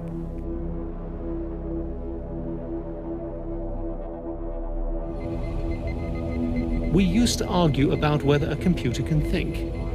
The answer is no. What thinks is a total circuit, including perhaps a computer, a man, and an environment.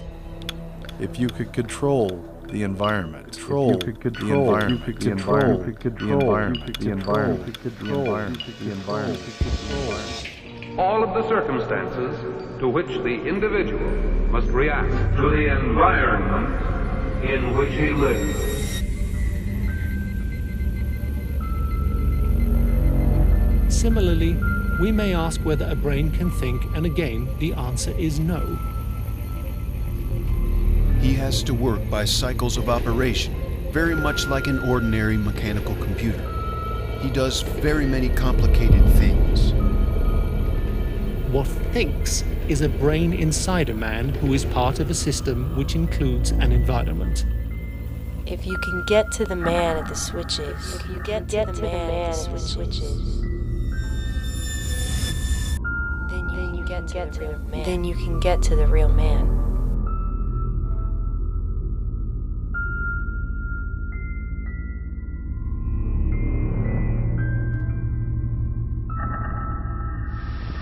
Scientists are not interested in controlling other people.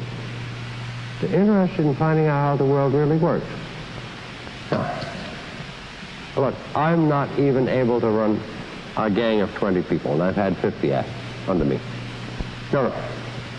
To run the world, no. No scientist is fit for that.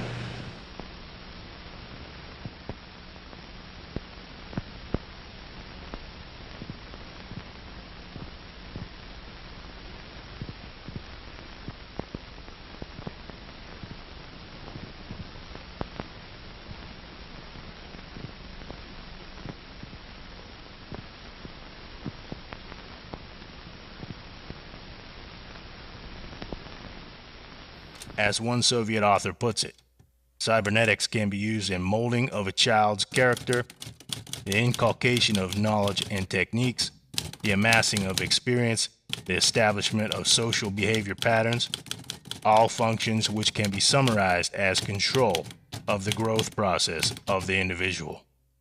Students of particular disciplines in the USSR, such as psychologists and social scientists, also support the general cybernetic trend. Viewing the MKUltra subprojects again through the lens of these new cybernetic models of man and his mind, We find elements of the Macy's conferences woven into the agency's unethical experiments to control human beings throughout the Cold War. Case in point is Subproject 119. Its admitted aim was an interpretive survey of work being done in psychophysiological research and instrumentation, with 5 goals stated simply by order of operations. A. Bioelectric sensors, sources of significant electrical potential and methods of pickup. B. Recording, amplification, electronic tape, and other multi-channel recording. C. Analysis, autocorrelators, spectrum analyzers, etc., and coordination with automatic data processing equipment. D. Standardization of data for correlation with biochemical, physiological, and behavioral indices. And once they had all that figured out, E. Techniques of activation of the human organism by remote electronic means.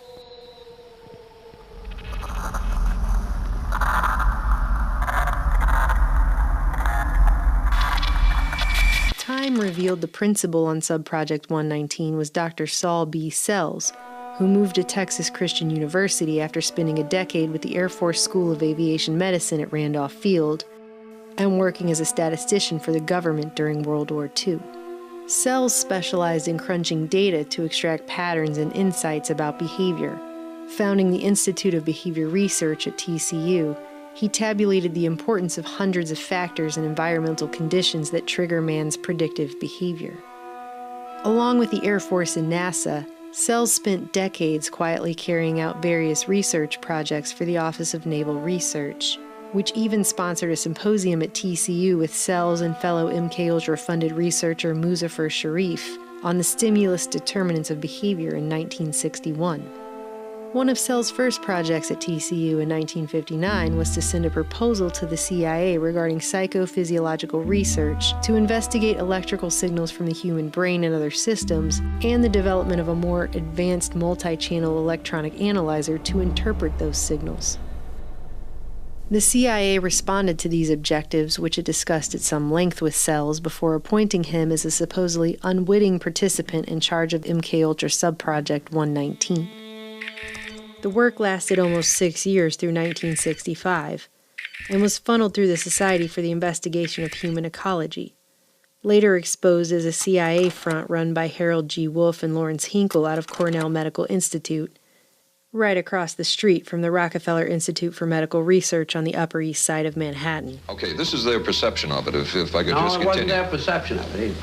No, it wasn't. Dangerous to his being, contrary to any previous consciously expressed intentions and interests, contrary to the good of the individual, and subversive to the goals for which he is consciously working. I understand all this talk. But the situation was, you see, those things were never done because of wise people on both sides. We not able to do this nor interested in it. They were, though. Some of the low-level people were, but the high-level people were not, to tell you the truth. The bioelectronics directories the CIA commissioned Sells to compile included a detailed Rolodex of invasive neurological research projects at countless institutions, being carried out by countless professionals. And yet the names that come up again and again reveal what a small world it really is. Not to mention multiple scientists who were later exposed as running their own MKUltra subprojects.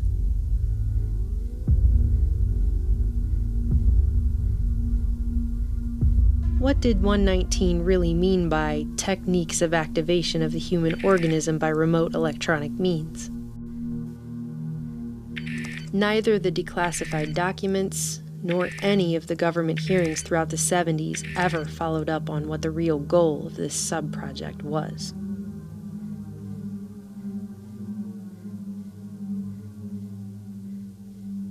Dr. Jose Delgado is a good place to start. His name appears at least a dozen times in Saul Sells' bioelectronic directories.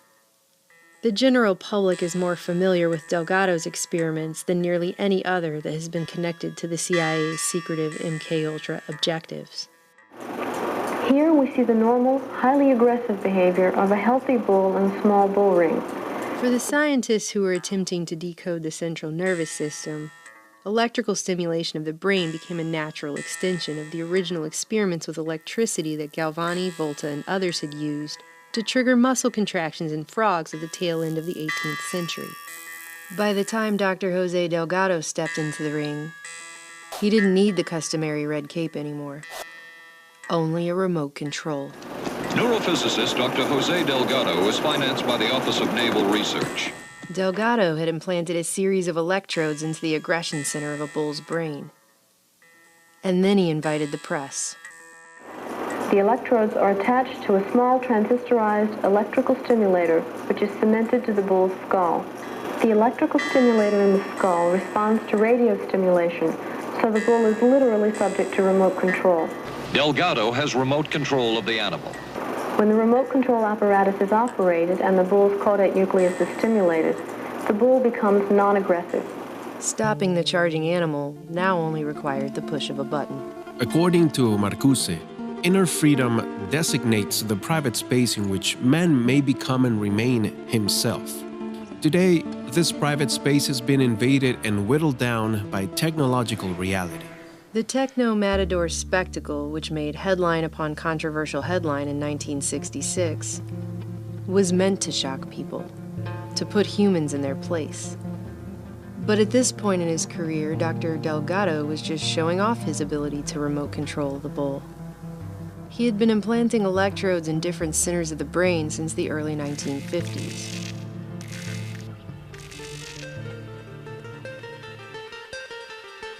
By demonstrating that he could turn a bull on and off like a toy, in what observers could have been forgiven for mistaking as high-tech voodoo, Delgado apparently fancied himself the ultimate matador. Recently released CIA documents refer to the feasibility of remote control of animals, and that special investigations will be conducted toward the application of selected elements of these techniques to man. But the good doctor was only one of a network of neurophysiologists and psychiatrists running parallel research programs across the U.S. and the world.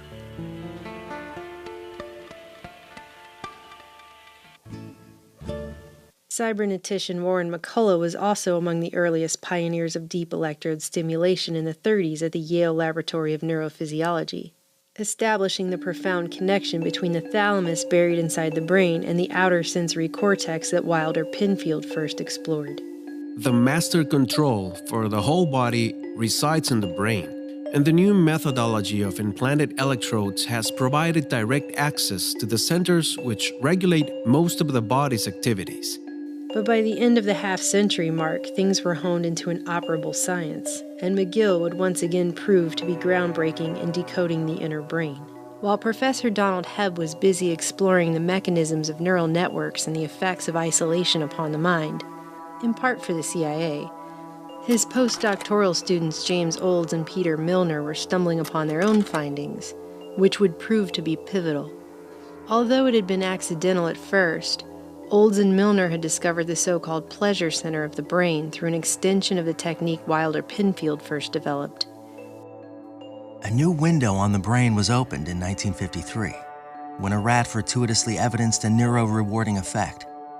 By returning to the place where he had been when an electrical stimulus was applied to the brain via chronically implanted electrodes.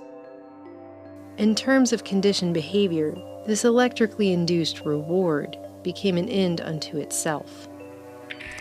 In 1954, Olds created a reward map of the brain featuring locations where electrical stimulation caused mammals to come back for more. The reward map held true for rats, cats, monkeys, and humans. By 1961, James Olds, who'd been attending Macy's sister conferences on the central nervous system during the late 50s alongside Frank Fremont Smith, Howard Liddell, and other cybernetics acolytes, made history after he implanted an electrode into the pleasure center of a lab rat's brain and conditioned it to trigger its own self-satisfying electrical stimulation. This is a device which trains the animal to turn on the stimulus for himself. Here you notice the animal wandering toward the pedal. When he first touches it, he gets no stimulation. It's not connected yet. By pressing a simple lever. Then one time he touches the pedal, it does turn on the stimulation. You can see the lights go on. Within this cybernetic loop of electric stimulus and reward, Olds and Milner's experimental rats quickly succumbed to self-stimulating their own brains repeatedly, thousands of times, foregoing their own natural drives for hunger, sex, and even willingly enduring immense pain. Now, I will electrify the grid. The animal must cross an area that gives a very painful shock to the feet in order to get to the pedal and stimulate the brain. Rats implanted with these electrodes continued to push and push and push the lever again and again and again, even until the point of death, just to receive this stimulating electrical reward. Clearly, these researchers had uncovered something with far-reaching implications. This shows a rat is willing to pay a very high price in order to get to the pedal.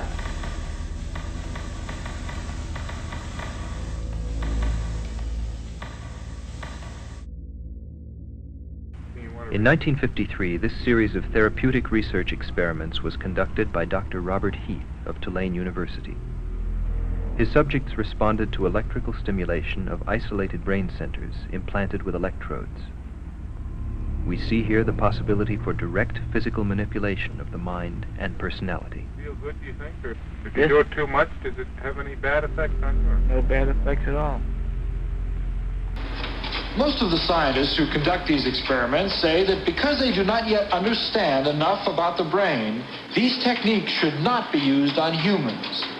But this man says they should. He is Dr. Robert Heath of Tulane University Medical School in New Orleans. Famously, he claims to have turned down the CIA when the agency approached him about conducting covert research into the pain and pleasure centers of the brain. Reportedly offended at the abhorrent suggestion, he was quoted in dozens of papers as saying, "I took the stand that if I wanted to be a spy, I'd be a spy. I wanted to be a doctor and practice medicine." But in reality, Dr. Robert G. Heath had been investigating the effects of mind-altering surgeries and substances for the government since at least 1943, when as a military psychiatrist and chief resident at the Neurological Institute in New York tied to Columbia University, he performed experimental leucotomies and tested ergotamine tartrate, a precursor to LSD derived from ergot, on war-weary, psychologically stressed merchant marines. Curiously, despite the fact that practically nothing has been mentioned about it since, the press billed the experimental ergot treatment as a miracle cure for shell shock that could permanently relieve symptoms in a mere 2 hours. By 1949, Dr. Heath was made head of Tulane's newly created Neurology and Psychiatry Department, and while the exact relationship remains unclear at this point, what is clear is that sometime during the early days of the CIA and military prodding into mind control through top-secret projects like Bluebird, Artichoke, and Chatter, Dr. Robert Heath was again tapped to go further than ever before in testing LSD, mescaline, and other mind-altering chemicals on his human patients. Dr. Heath carried out his research in the name of battling schizophrenia and mental disorders, which afforded him an endless supply of human test subjects. From the Tulane Medical School where he housed his labs, from the imposing Charity Hospital across the street, from the remote East Louisiana State Hospital hours away in rural Jackson, and even from the notorious Alcatraz of the South, Angola Prison. Because existing treatments had failed these patients, almost any experimental technique could be justified in their cases, although there is little evidence that Heath's experiments were actually therapeutic. By 1952, Dr. Heath had already outfitted nearly 24 mental patients with semi-permanent electrodes in their brains.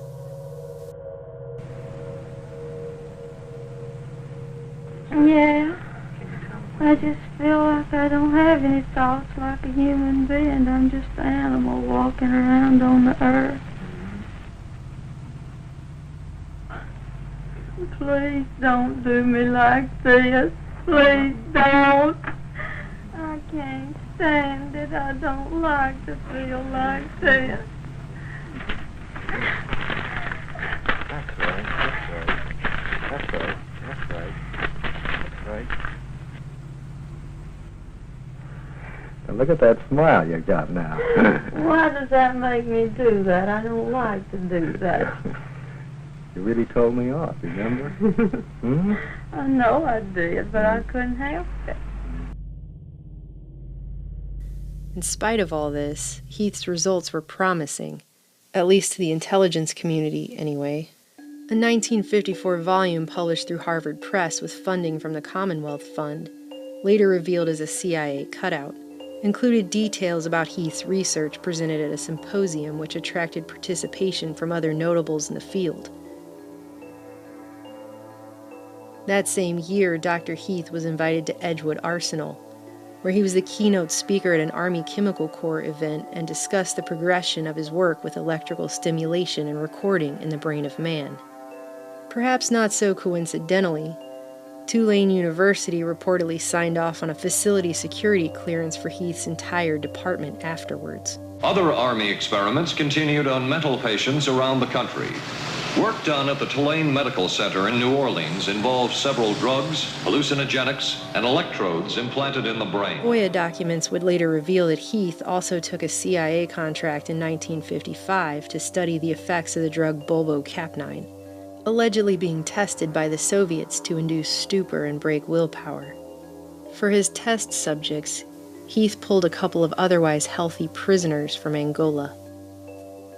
The bulk of Dr. Heath's work and of the resources of Tulane Medical School were not just focused on the testing of drugs, but the altering of human behavior. This took on a decided focus with Dr. Heath's obsession over the septal area, a rather pliable part of the limbic system near the amygdala, where he believed schizophrenics may have had an imbalance, and where he found excitatory pleasure and inhibitory pain could be systematically elicited on an electrode's command. Now, as a patient in a New Orleans hospital, he has had electrodes implanted deep within his brain for a year and a half. In that time, he has been given a new personality.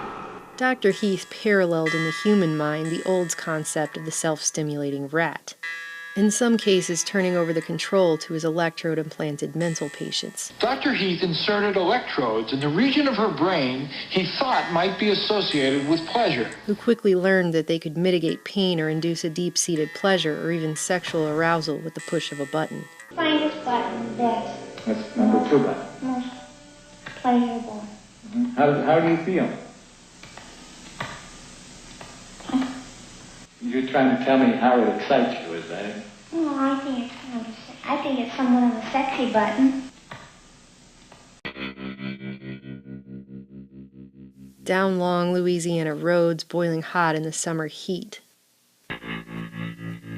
On the path to remote mental wards and prisons, the ethical dilemmas were beyond blatant. Hospital administrators and wardens proved all too willing to give access for human experimentation that would have been unacceptable not just under the Nuremberg codes, but standard American practice at the time. Dr. Heath also notoriously attempted to convert a homosexual man using brain stimulation to trigger his sexual centers in the presence of a female prostitute. Despite the highly publicized claim that he didn't want to be a spy, Dr. Heath was also attending symposiums on topics such as hallucinations, among many who would later be exposed as MKUltra subproject heads, including Dr. Maitland Baldwin of Subproject 62, Dr. Martin Orne of Subproject 84, and Dr. Louis Jolyon West of Subproject 43. There's no way that I can see that it could be abused or misused. The control is in his hands. But some people fear that the control won't stay in the patient's hands, that electrical stimulation could be used to manipulate people rather than to treat mental illness. By placing electrodes deep within the brain, investigators, including Dr. Jose Delgado of Yale University, have located precise regions that activate emotions such as fear and rage, and basic drives such as hunger and sex. Electrodes can carry currents into the brain and allow the scientists to control behavior. By the end of the 50s, the art of brain stimulation had advanced from long, conspicuous wire leads to more discreet remote control technology, and Delgado had virtually mastered an elaborate program of behavior modifications which he demonstrated in his monkeys. The motor cortex is probably like a large keyboard, able to play the strings of muscular contraction and to produce movements. In his Yale laboratory, Dr. Delgado has gone even further. By pushing a button, he controls life in a colony of monkeys. He can direct their behavior and change the neatly ordered structure of their society. Delgado could turn everything from emotions to actions on and off like a light switch. Flipping it on, Delgado could, for example, adjust the diameter of a monkey's pupil as if it were the iris of a camera, constricting one eye and dilating the other with great precision by varying signal strength sent to the hypothalamus. Anger, arousal, fear, or sleep could be dialed up just as easily. He called his device a stimoceiver. We are used to the idea that machines can be controlled from a distance by means of radio signals. Garage doors can be opened or closed. Channels and volume of a TV set can be adjusted from an armchair. Even orbiting capsules can be directed from tracking stations on Earth. But perhaps it is still surprising to learn that we may also control the biological functions of living organisms from a distance. Newspapers both repulsed and gripped the public with just how much control a little electricity had upon the brain. Dr. Delgado found his stimocievers could even induce mothers to ignore their young on command. The electrode signals were so compelling and so precise, in fact, that Delgado was able to reliably provoke a single monkey into carrying out a complex series of 12 actions that led to attacking a rival monkey. When a computer-programmed signal was sent to the monkey's stimoceiver, the monkey predictably carried out the same sequence of actions in the exact same order every single time, 20,000 times in a row. Cats, monkeys, or human beings can be induced to flex a limb, to reject food, or to feel emotional excitement under the influence of electrical impulses reaching the depths of their brains through radio waves purposely sent by an investigator. Just to make a point, Delgado also turned the controls over to the colony as well, and the normally subservient monkeys were able to push a button and suppress the aggression of the most dominant one, and freely roam around his territory and even mock him to his face, demonstrating that brain stimulation could upend order in the primate world. But of course, Delgado's ambitions weren't ultimately focused just on the primate world. But when violence strikes, then those in public responsibility have an immediate and a very different job, not to analyze, but to end disorder.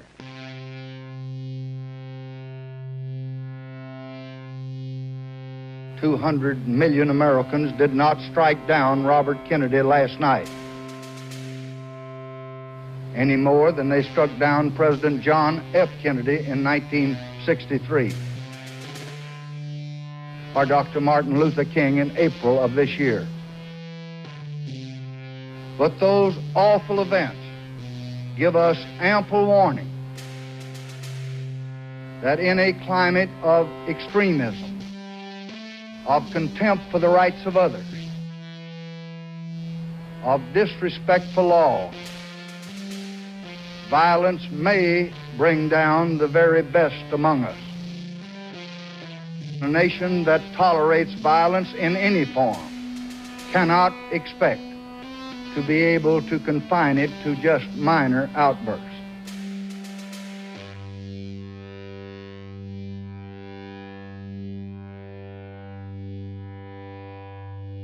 The violence must be stopped quickly, finally, and permanently.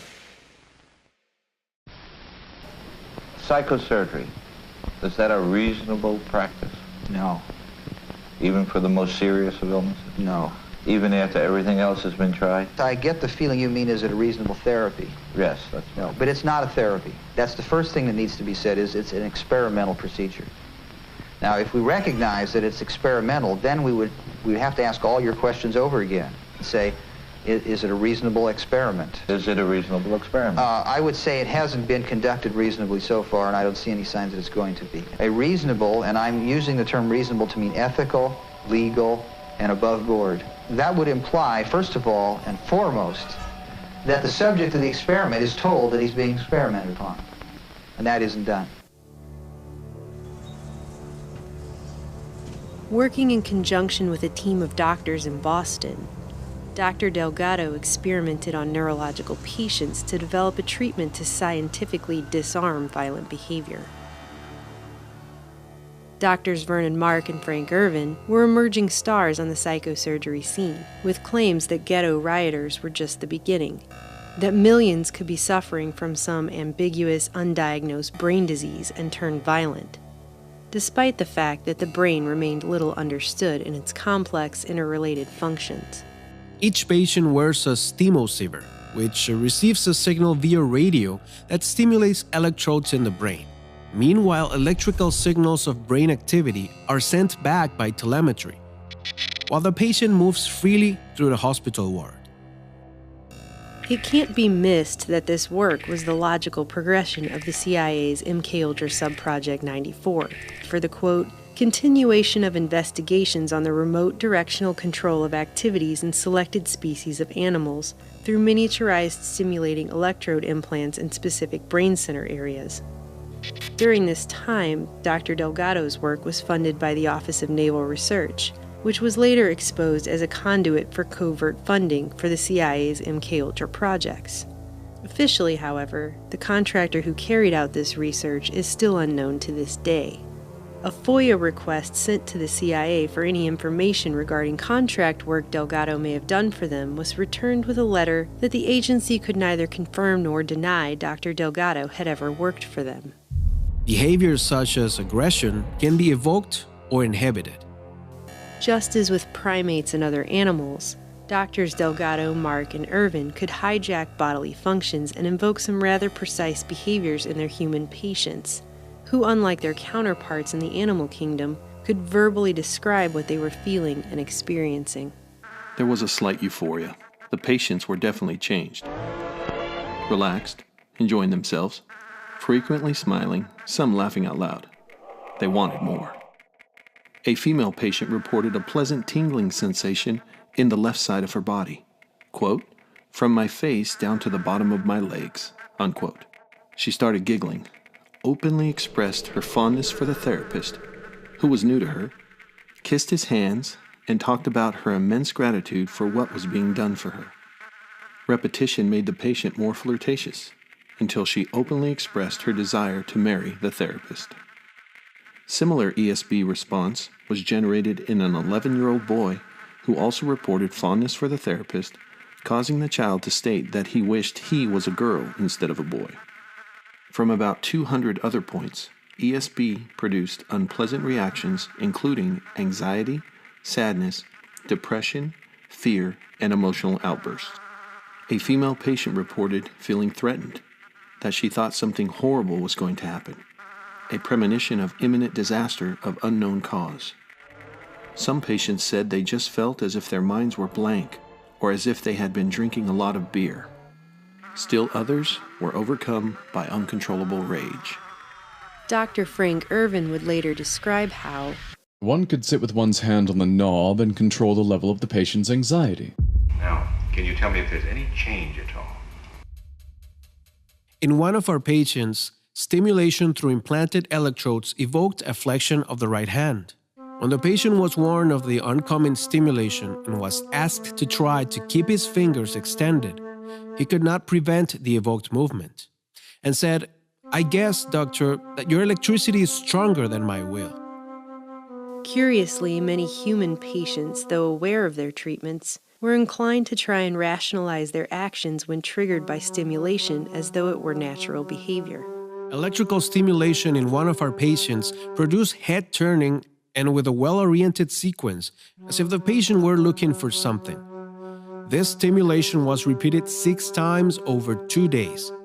The patient considered the evoked activity spontaneous and always offered a reasonable explanation for it. When asked, "What are you doing?" the answers were, "I'm looking for my slippers. I heard a noise. I am restless. And I was looking under the bed."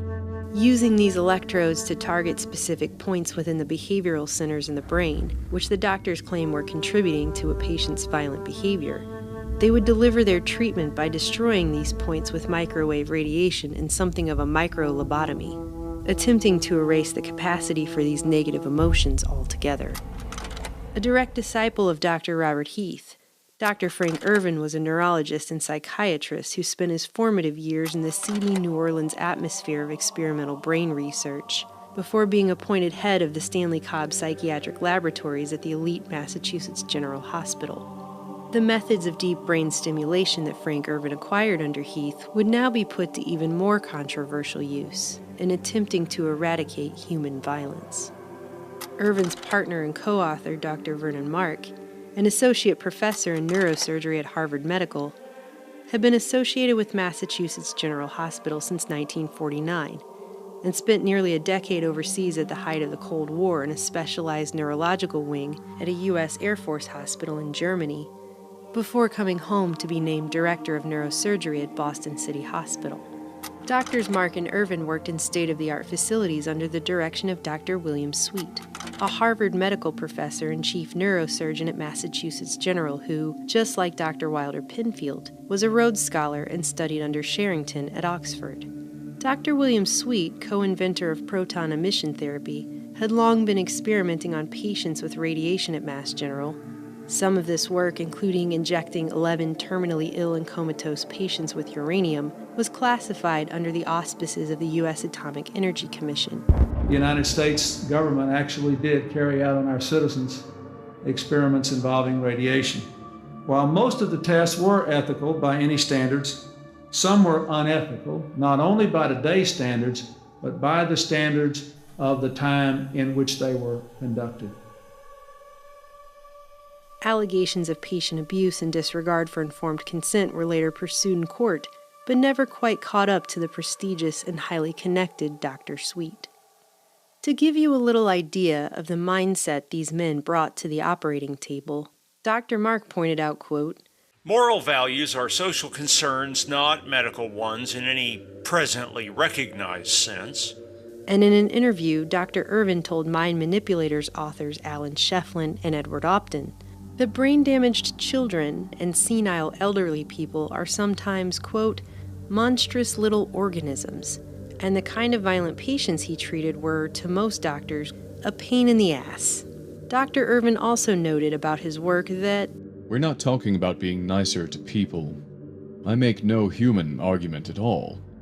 We're really talking about being socially cost-effective. I did not expect to be a reformer in psychiatry. I did not expect, in particular, to be the first physician to ever come out publicly opposed to lobotomy and psychosurgery and to take a public stand about it. I realized that psychiatry was going in a very bad direction. I went into private practice and I expected to write novels, maybe books about psychology, and to help people being a therapist. I was just sitting there reading newspapers and I opened up a psychiatric newspaper, and in it I found an announcement of the Second International Conference of Psychosurgeons. The first one had occurred decades earlier at the height of psychosurgery. I couldn't believe it. They were meeting in Copenhagen and they were giving an honorary degree of some sort of honorific prize to Walter Freeman, who had lobotomized 5,000 Americans during the Great Wave in North America that really took the brains of about 50,000 people. Never opposed by anybody significantly in the medical field. I sent out requests to every single conference attendee that I could find.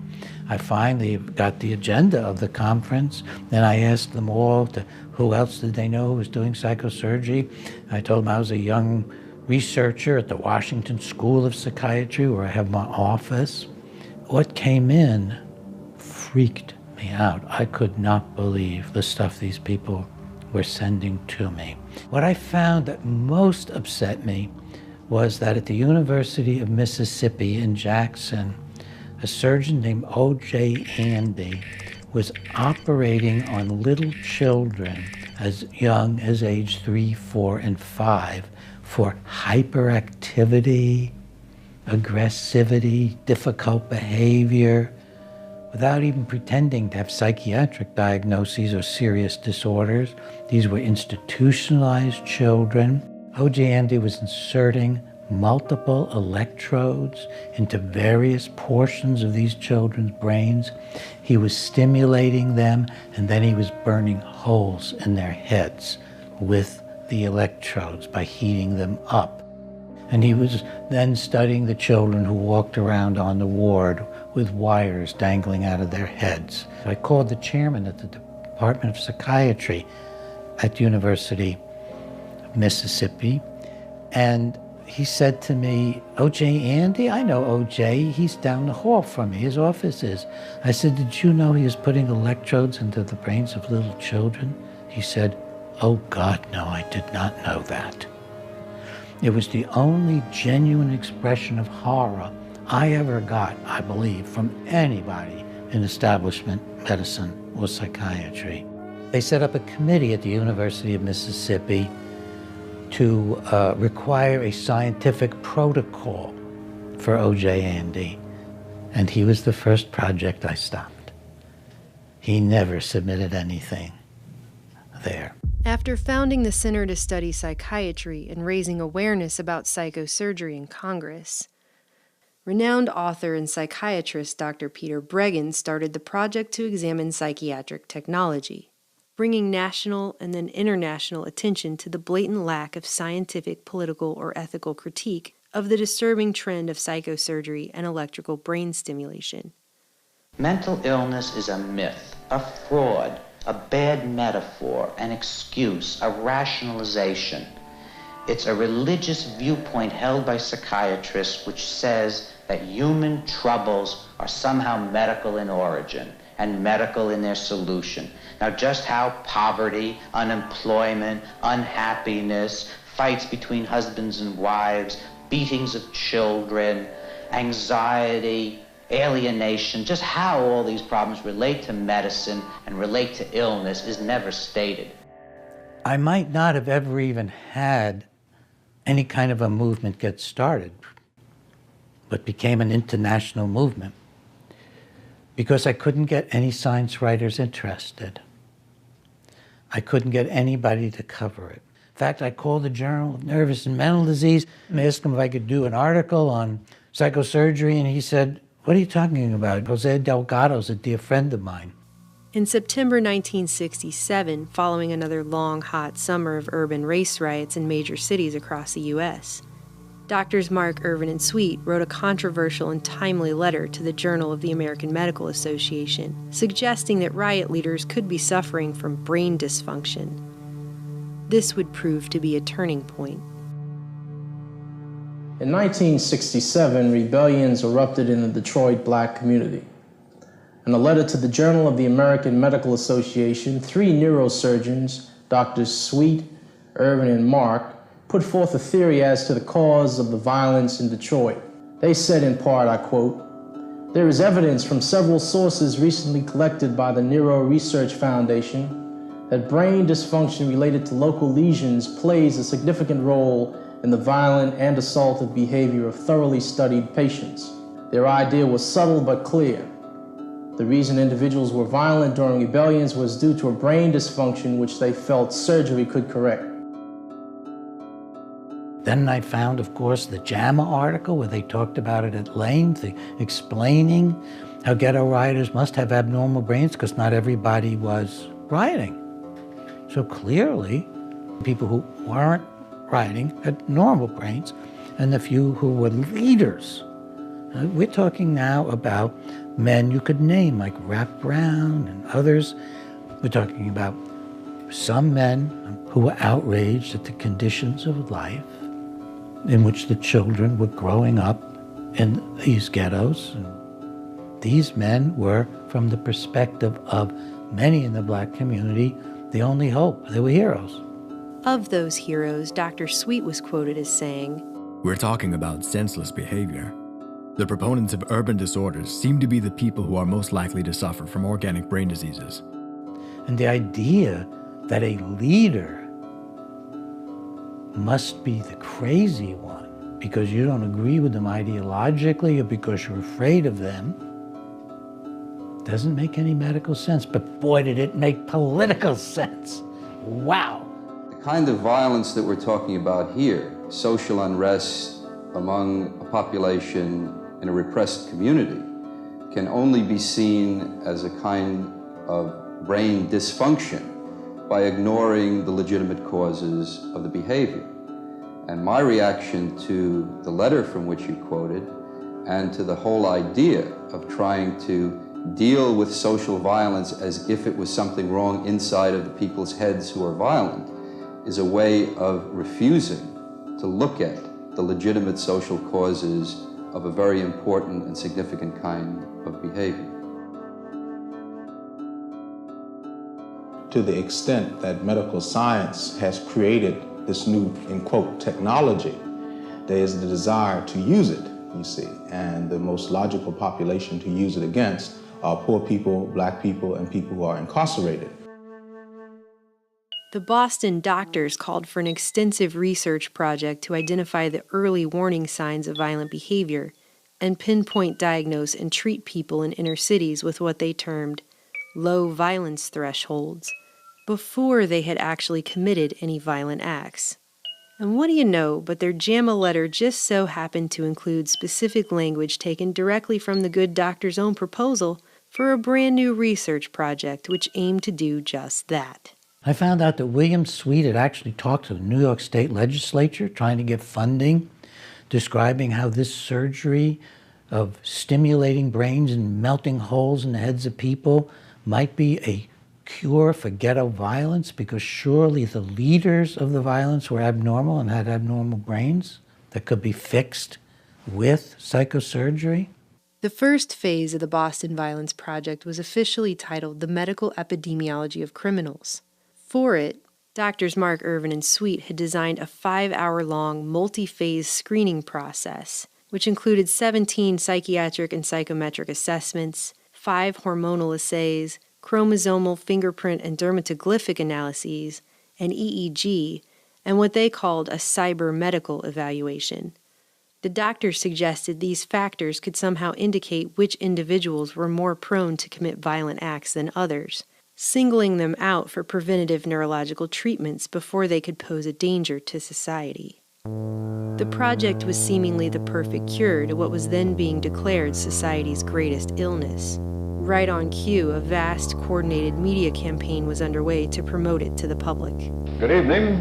Violence is making fortresses of portions of our cities and dividing our people into armed camps. Grievances in the United States are more intense now than they've been at any time since the 1930s. There's crime, individual resort to force. Those who commit violence are basically no different from other people. Man from birth has a potential for violence, but the incidence of violence can be controlled and prevented by conscious changes in man's environment. Mark, Irvin, and Delgado were featured guests on many TV programs. And article after article filled the newspapers about their amazing new work. Is violence, then, as American as cherry pie? I believe that assertion was attributed to Ralph Brown, was it not, that violence was as American as cherry pie? As an historian, I would observe that there's a great deal of truth to that, unpleasant as it may be. Doctors Mark and Irvin declared that brain dysfunction was just as important a factor as poverty, unemployment, and substandard housing in provoking not just urban riots, but social protests, fully politicizing what was defined as violence. In June 1968, it all came to a head. Robert F. Kennedy was assassinated, and during his speech that evening responding to the tragedy, I am appointing, with the recommendation of the leadership of the Congress, with whom I have talked this evening, a commission of most distinguished Americans to immediately examine this tragic phenomenon. President Johnson announced the creation of the National Commission on the Causes and Prevention of Violence. Doctors Delgado and Irvin would later turn up as consultants on commission's staff reports. President Johnson created the National Commission on the Causes and Prevention of Violence. Today, a task force of that commission released its first findings, concluding that Americans have become a rather bloody-minded people. Concludes that Americans always have been a violent people. Americans have always been a violent people, according to the Commission, so much so in the 1960s that the Commission ranks the United States first among 17 Western countries in total magnitude of strife. Just 2 weeks later, the Omnibus Crime Control and Safe Streets Act of 1968 was rushed through Congress, creating the Law Enforcement Assistance Administration, which would fund hundreds of controversial, coercive, and even downright Orwellian behavior modification projects in the years to come. Then joined in the Justice Department. At the time, there was a notorious section called LEAA. They joined in the funding in a collaborative effort between the U.S. Justice Department and the National Institute of Mental Health. I mean, this was, for me, eye-popping. But it labels as unprecedented the scope and magnitude of anti-war protest, campus unrest, and what it called the chilling recent contagion of political murders of national leaders. Violence in this progress report cannot be eliminated, but can be better controlled, and that, it says, is an urgent imperative. The medical epidemiology of criminals, however, was simply the screening stage for a larger Boston violence project that Drs. Mark Irvin and Sweet couldn't seem to get approved. It was rejected by Harvard's Institutional Review Board. Massachusetts General's Committee turned it down on both scientific and ethical grounds. And even an ad hoc committee put together outside of MGH unanimously rejected it. It was then the project was forced to move to Boston City Hospital, an institution which the doctors knew would look the other way and ask few questions due to its own issues with corruption and mismanagement at the time. Unable to get approval through above-board channels, Drs. Mark Irvin and Sweet then formed the Neuro Research Foundation, a nonprofit organization based out of Sweet's personal home that existed only to fund the doctor's research. Dr. Delgado sat alongside the other three on the foundation's board of trustees. This new foundation would enable the doctors to essentially handpick their own medical ethics review panel, thus circumventing the standard safeguards for human experimentation. See how that works? With no one else to stand in their way, and a positive report on behalf of the Neuro Research Foundation, the Department of Health, Education, and Welfare would finally approve the Boston project, and NIMH and the LEAA would fund it. 2 days after that crime bill was passed that would fund their work, Life magazine featured the psychobiology of violence on its cover, another story lauding the work of Drs. Mark Irvin, Sweet, and Delgado. In it, the public was brought face to face with contrasting photos of monkeys with surgically implanted wires sticking out of their heads having their rage dialed up in Delgado's lab, and 20-year-old Julia S., a young woman prone to emotional outbursts decked out in head bandages frantically slamming herself into a wall under the influence of brain stimulation, just like those monkeys, illustrating that man and animals were little more than biological machines to be controlled and tamed with technology. In fact, in one of Delgado's publications, he didn't mince words when he referred to his experimental animals as mechanical toys under his command. The demure Julia was now the poster child of the hidden rage that could be lurking in any human being, but also of violent tendencies successfully located and cured by remote brain stimulation and psychosurgery. In reality, Mark and Irvin's treatment left Julia permanently brain damaged. At the same time, the New York Times was advertising her as a great success story, with claims that she had 0 uncontrollable rage fits since her second brain operation, was back at home and even singing in a church choir.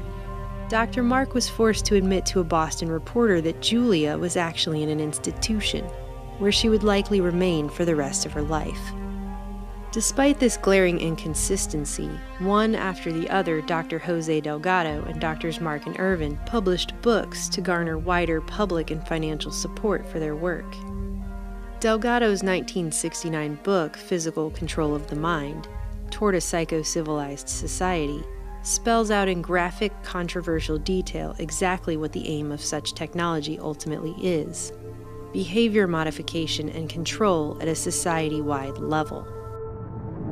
The technology for destruction has now placed at the disposal of man a vast arsenal of ingenious weapons which facilitate all forms of violence, including crimes against property, assassinations, riots, and wars, threatening not only individual life and national stability, but the very existence of civilization.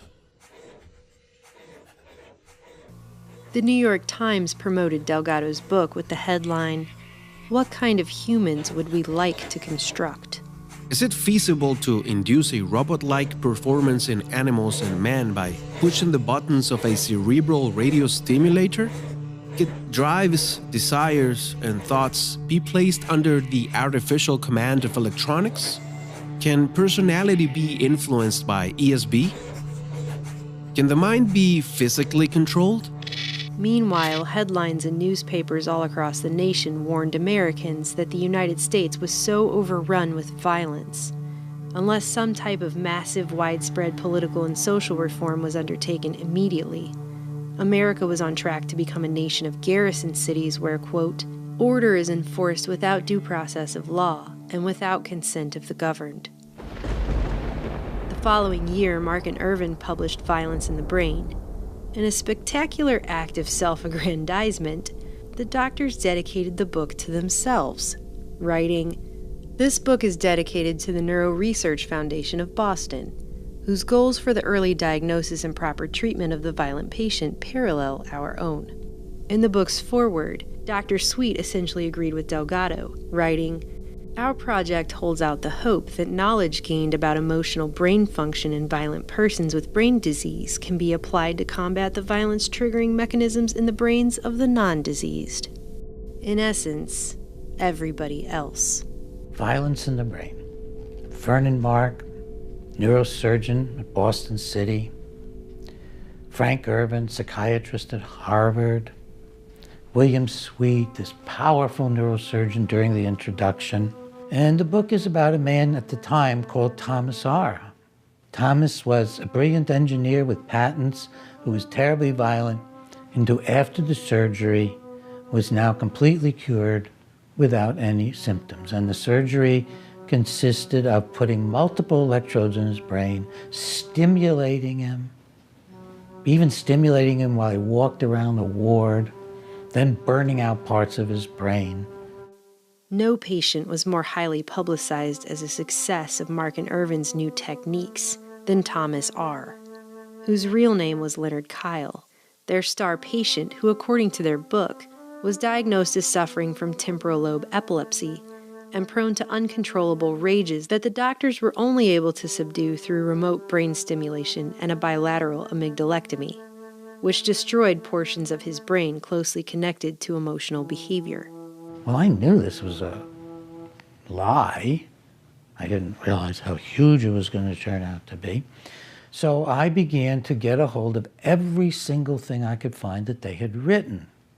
I was able to put together that at the point they wrote in Violence in the Brain that he'd been cured forever, he'd been just discharged from the hospital. It wasn't a follow-up at all. In fact, Leonard Kyle's story was the backbone of Michael Crichton's novel-turned-Hollywood film The Terminal Man, the inspiration for which came from Crichton's time on the ward in residency as a student of Dr. Vernon Mark.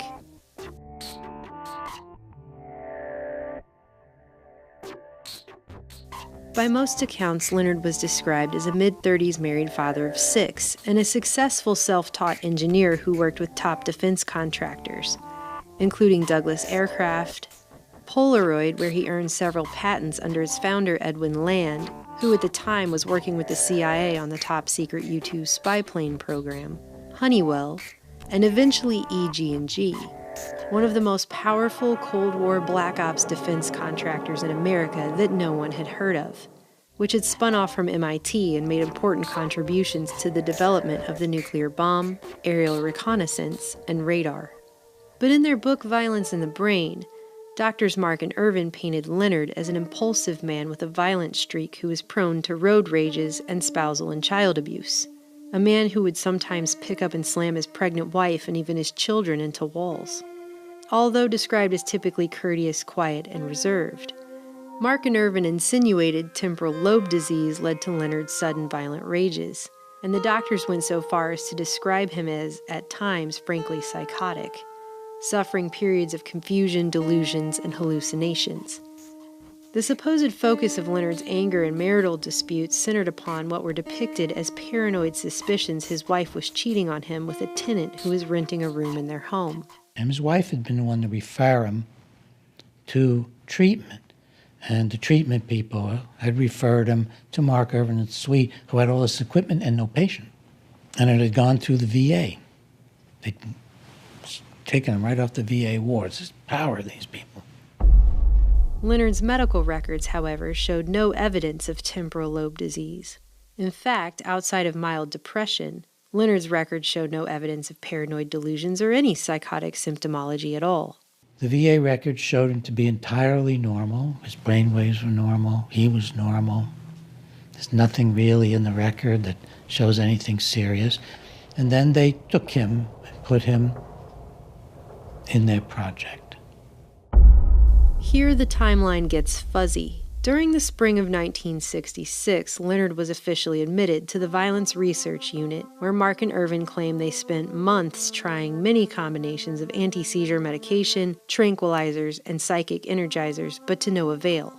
So Dr. Mark implanted an array of at least 80 electrodes into Leonard's brain. Leonard wrote to his mother and described what was being done to him in Boston as the stuff of science fiction. During my conversations with Helen Geis, his mother, she brought me a telegram. These are the days of telegram from Vernon Mark. She had written him and said, "I hear my son is undergoing surgery. Can you please tell me about it?" And the telegram said, "Don't worry, your son is undergoing minor surgery." We had it in print. The doctors outfitted Leonard with one of Dr. Delgado's stimosievers, which sent a steady stream of telemetered EEG data analyzed by computer for an impending violent episode. Then the computer would decide when to remotely stimulate Leonard based on the data. The doctors note that Leonard was a landmark for them.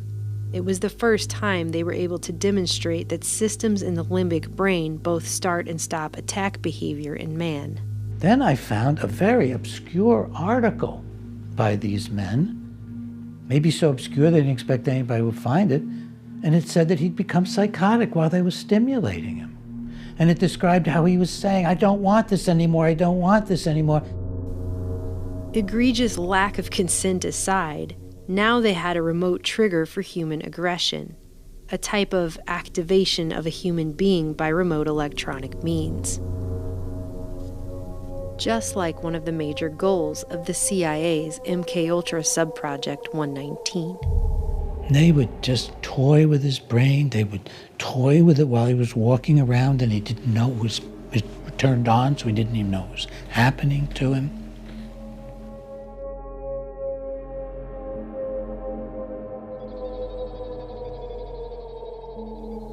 For months, Mark and Irvin remotely stimulated Leonard's brain by computer, meticulously figuring out what each electrode could do. Some made him feel like he was losing control. Others like he was floating on a cloud. It was during this stimulation-induced relaxation that the doctors suggested making destructive lesions in the medial portion of both of Leonard's amygdalas. While under the influence of stimulation, Leonard agreed to the surgery. Even Mark and Irvin admit in their book that after the stimulation wore off, the idea of anyone's making a destructive lesion in his brain enraged him, and it took many weeks of patient explanation before Leonard finally accepted the idea of bilateral lesions.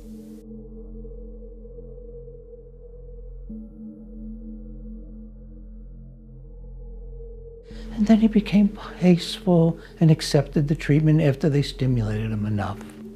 This is key, folks. Passivity, docility, obedience is key to this entire process. Leonard's wife was also brought in and supposedly threatened to leave him if he didn't consent to the treatment. Leonard believed that his wife was having an affair. Leonard's wife denied it and sent him to her psychiatrist. Leonard had been in conflict with his wife, but he'd done nothing more serious than one sort of violent event. Not a nice thing. He threw a can at his wife of food and didn't hit her. That was the only fact I could find in the records that remotely resembled violence, and it was reported by his wife. Despite eventually going through with it, Leonard's wife not only filed for divorce while Leonard was still in the hospital, she eventually remarried to the very tenant Leonard had been worried was having an affair with his wife all along. After a series of lesions were burned into his brain via passing high-frequency microwave currents through his electrodes, Leonard was finally discharged in August 1967 after more than a year in the hospital, a year that would change the course of his life forever.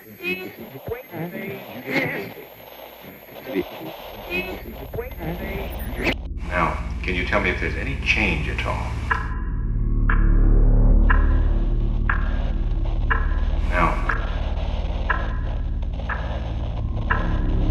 Now, can you tell me if there's any change at all?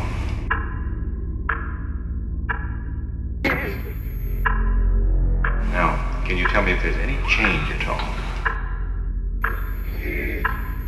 Now, can you tell me if there's any change at all? Now, can you tell me if there's any change at all? Now, can you tell me if there's any change at all? Now, can you tell me if there's any change? Now, can you tell me if there's any change at all? Now.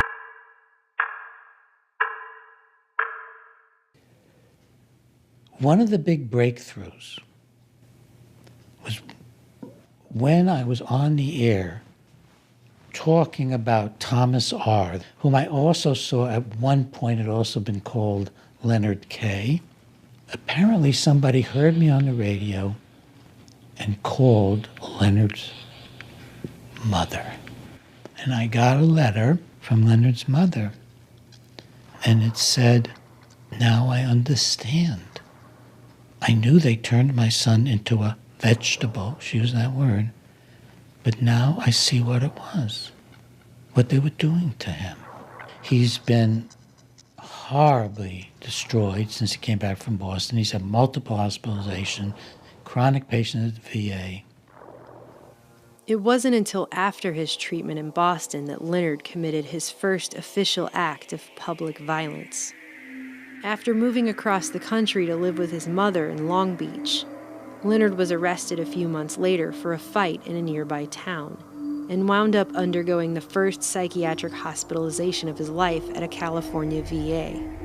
Now hallucinating, delusional, and confused, Leonard was admitted to a lockdown psych ward and placed on heavy doses of psychotropic drugs.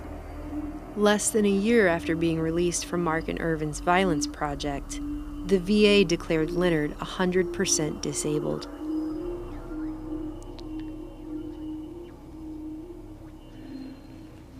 I flew out to California and I met Leonard. This man who was written up, Violence in the Brain is a Cure Without Side Effects, cured of his violence, who was the star of the story by Crichton called Terminal Man, as sort of the miracles of psychosurgery, except it went awry electronically. This man was on weekend leave at his mother's house. He was lying in bed, and his head was covered with a tent of newspapers. He was in terror. He said, "Doctors from Boston are trying to get my brain." He said, "I'm the most intelligent person in the world. I have an IQ of hundreds, and they're trying to get my brain."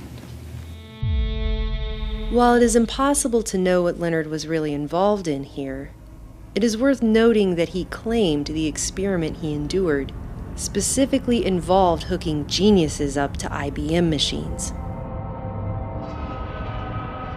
It was a post-traumatic brain injury psychosis.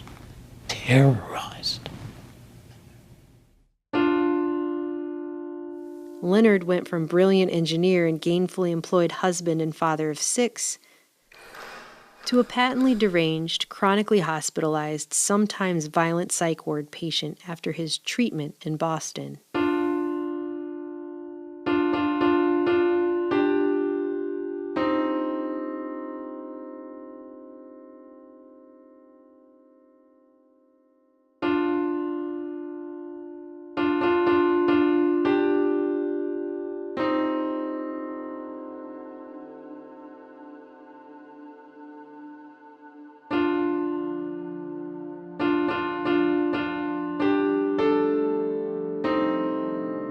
He never worked again and spent the rest of his life heavily medicated in VA hospitals in both California and Boston. Despite this, doctors Mark and Irvin continued to write journal articles about their great success story, Thomas R. And by the way, I would find out that Mark, Irvin, and Sweet knew this. They knew this while they were writing their cure papers. She said he'll wander off and they'll pick him up in an emergency room and he'll say that doctors from Boston have been manipulating my brain and put holes in my head and they wouldn't believe him. They'd call him a paranoid schizophrenic, send him back to the VA. Leonard was also diagnosed as schizophrenic reaction paranoid type, in large part due to a fantastical story he told with great technical precision about what had been done to his brain in Boston. When he was finally discharged in May 1968, Leonard's records read, "Patients stated that Massachusetts General Hospital were controlling him by creating lesions in his brain tissue by microwave, and that they had placed electrodes in his brain tissue. Stated that they can control him, control his moods, and control his actions. They can turn him up or turn him down. Just like a mechanical toy."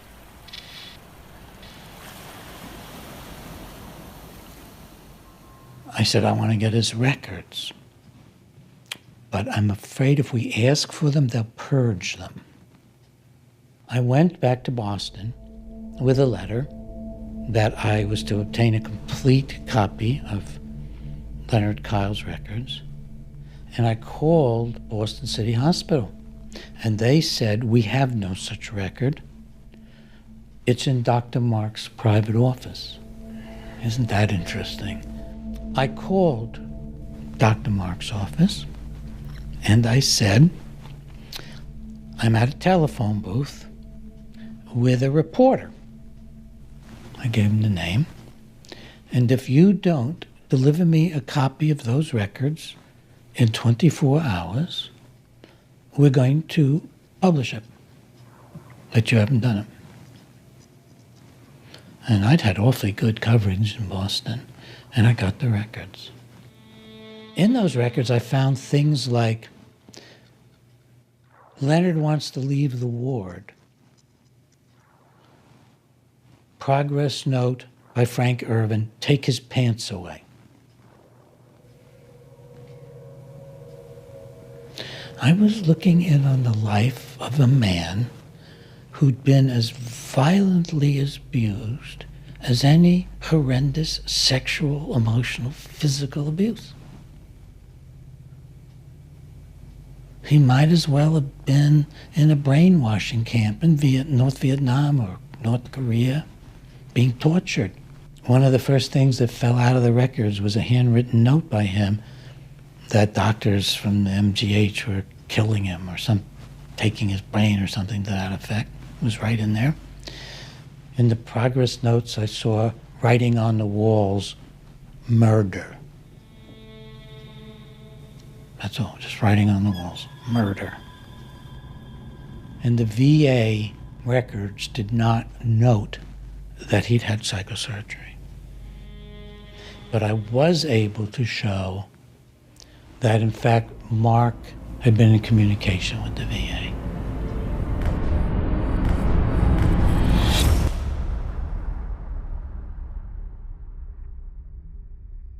Meanwhile, as the American public was being sold this treatment as a potential cure for violence. When you look over other civilizations that were once center stage in the world and now are some of them just footnotes, it wasn't because the barbarians came in and destroyed them. It was because they fell because of their failure internally to do that which had to be done and do it in time. This track of technologically driven brain research was more than just the next logical step in medicine. Decades of work was converging on the threshold of a vast, far-reaching, covert agenda finally being realized: the activation of man.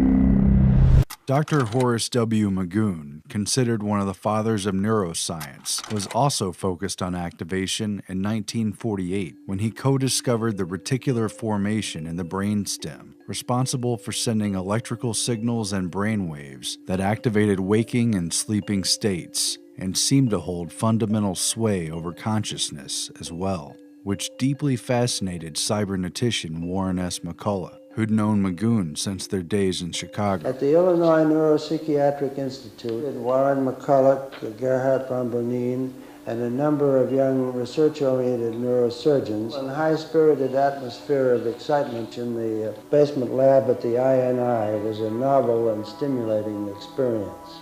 An eager McCullough invited Magoon's closest associate, Donald B. Lindsley, a psychologist and neurophysiologist, to the Macy's cybernetics meetings back in 1949. The following year, Drs. Horace Magoon and Donald B. Lindsley, along with Dr. John French, assembled a powerful team based out of the neurological wing of the Long Beach, California VA hospital. The Bob Hope Show, transcribed direct from the Veterans Administration Hospital at Long Beach, California. Curiously, the same one Leonard Kyle would be treated at in the aftermath of his participation in Mark and Irvin's experiment in Boston. By 1950, this Long Beach VA facility had become no mere veterans hospital.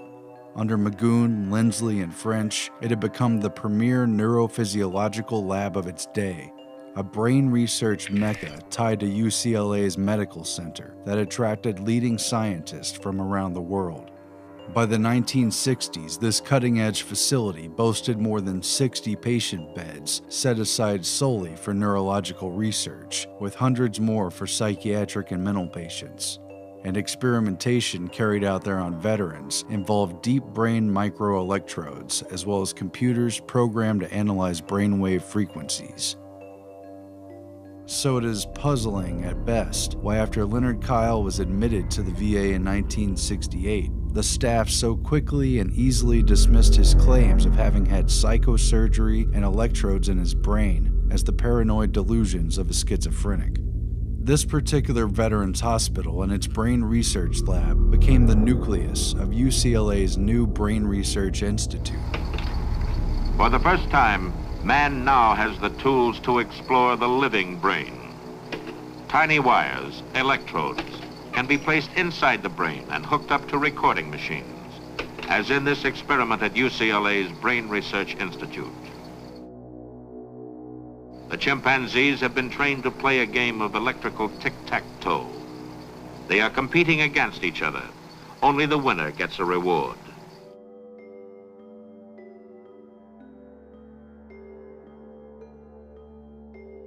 "5 years after MKUltra had officially begun, a special Macy's conference was formed in 1958 to exchange information on the central nervous system and behavior, chaired by Dr. Horace Magoon and facilitated by Macy's Foundation Medical Director and Massachusetts General Neurologist Frank Fremont Smith. The conference editor was one of the most powerful doctors inside Massachusetts General Hospital, Mary A.B. Brazier, an EEG expert and polymath neuroscientist from a well-connected family, who had immigrated from Britain at the onset of World War II on a Rockefeller Fellowship to work in Stanley Cobb's specialized department at MGH. The group's participants were steeped in secrecy and had deep ties to clandestine intelligence agencies. Among these were neuroscientists who experimented with the pain and pleasure centers of the brain, alongside CIA and MKUltra contractors, as well as representatives from the DoD's Research and Engineering Branch and the Walter Reed Army Institute for Research. This Macy's Central Nervous System group also hosted a number of distinguished scientists from within the USSR. This series of conferences served as a springboard for the Moscow Colloquium on Higher Nervous Activity, a significant moment at which American scientists contracting with defense agencies worked with, rather than against, the Soviets during what was supposedly the height of the Cold War. Why is it that everything the other side says is propaganda while we call what we say information? With backing from the Rockefeller Foundation, the Macy's Foundation, and the National Science Foundation, Mary Brazier and Horace Magoon would lead a small delegation of Americans to Moscow in October of that same year, at a time when such travel was otherwise heavily restricted and rare, to convene with the ideological successors of Pavlov, who were working on the, quote, mechanization of the central nervous system. For years, Stalin had forbid cybernetics in the Soviet sphere, despite its origins in the physiological labs where Pavlov studied his dogs. However, Stalin's conspicuous death in March of 1953, just 1 month before the official start of MKUltra, had opened the door to both Soviet and world cybernetics. Declassified documentation has revealed that indeed, Dr. Mary Brazier had a close relationship with the CIA, and that her liaison was on an intimate first name and even nickname basis with both her and Horace Tid Magoon. Additionally, it was revealed that the CIA had also directly sponsored at least part of the Macy's Central Nervous System meetings. 1958 proved to be a pivotal year, but one more meeting was necessary to set the stage for the activated man. In June, Boston was host to the Sensory Deprivation Symposium, drawing together an elite cadre of cyberneticians, neurologists, and CIA MKUltra contractors to coordinate the next decade of clandestine brain research. The event was jointly sponsored by Harvard Medical School, Boston City Hospital, and the Office of Naval Research. This connection was acknowledged by Donald Hebb, who admitted during the conference that his work on isolation, quietly sponsored by the Defense Research Board of Canada, began with the, quote, problem of brainwashing, but that he and his fellow researchers were not permitted to say so in their first publication. Hebb had been invited by the Macy's and Rockefeller Foundation-funded Dr. Stanley Cobb, who presided over the symposium, and praised Dr. Hebb's, quote, courageous experiments on sensory deprivation, as well as his, quote, ingenious ideas on studying perception in human beings through isolation techniques. Attending this symposium was a familiar cast of characters, including a key unit of cyberneticians, Norbert Wiener, Warren McCullough, W. Gray Walter, and Lawrence Kuby, alongside UCLA Brain Research Institute's Horace Magoon, Donald Lindsley, and Mary Brazier, who is transferring to UCLA's Brain Research Institute, as well as MKUltra contractor Dr. Louis Jolyon West, who is about to lead the UCLA Neuropsychiatric Institute. Also attending was a young Dr. Frank Irvin, who had recently transferred from Tulane working with Dr. Heath to take over the Stanley Cobb Chair of Psychiatry at Massachusetts General. Dr. Cobb marked 1958 as a watershed year for progress in understanding the central nervous system, presenting a radical new picture of activity in the brain based on reverberating circuits, feedback systems, communication theory, and the modulation of sensory perception, all of which became central to the fields of physiology, psychology, information theory, and cybernetics, as well as the aims of the CIA's MKUltra program. This new core of knowledge replaced the classical understanding of the brain. It would now be treated as a biocomputer, to be scanned, screened, decoded, and reprogrammed. By 1960, the word cybernetics was used by the Soviets to designate this new trend. This new science is considered by some as the key to understanding the human brain and the product of its functioning, psychic activity and personality, to the development of means for controlling it, and to ways for molding the character of the new communist man. Norbert Wiener had first attempted to tackle what would become his greatest challenge in 1930, when W. Gray Walter asked him for help in interpreting what were considered at that time random EEG readings that doctors and engineers the world over had yet to make any sense of. Later noting a similarity between the oscillating, scanning behavior of a brain and that of a radar dish, both constantly searching for new data inputs, Wiener began to theorize a complicated harmonic analysis of these EEG waveforms. Harmonic analysis accounted for the transmission of information in a whole new way, which eventually connected with the core cybernetic principle of feedback. And we must get rid of any notion straight away that control is something imposed on the system from outside. It has to be built into it. It's called feedback, and feedback is ubiquitous in control systems. If one could modify the way the brain processed signals, one could program the brain, the behaving entity, just like the equipment in missile control rooms and just like the experimental animals who'd been conditioned to perform predictable behaviors in the lab. By 1955, Norbert Wiener, who had long ago sworn off work on, quote, weapons of war, despite his continued collaboration with the very military technicians and defense contractors who'd made those weapons, had overseen the completion of a powerful new device, which he created with Massachusetts General's electrical engineer John Barlow and Walter Rosenblith, an Austrian-born engineer who ran MIT's Communication Biophysics Laboratory. Mary Brazier, too, would work on this big project, which would become one of the Cold War's least known but most powerful secret weapons.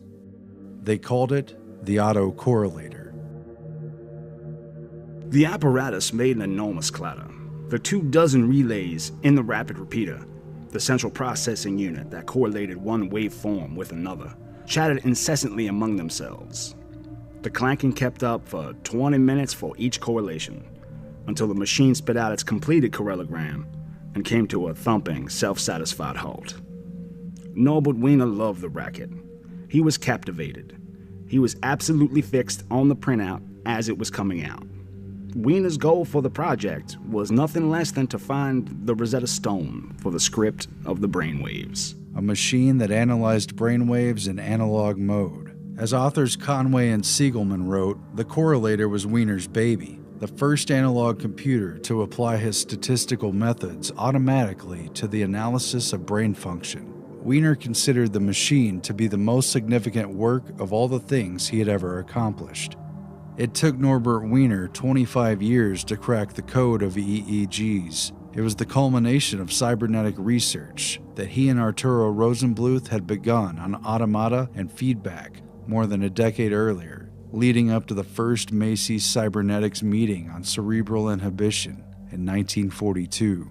In cybernetic terms, EEG represented the first known language, which was not symbolic, but rather communicated directly and powerfully in its expression.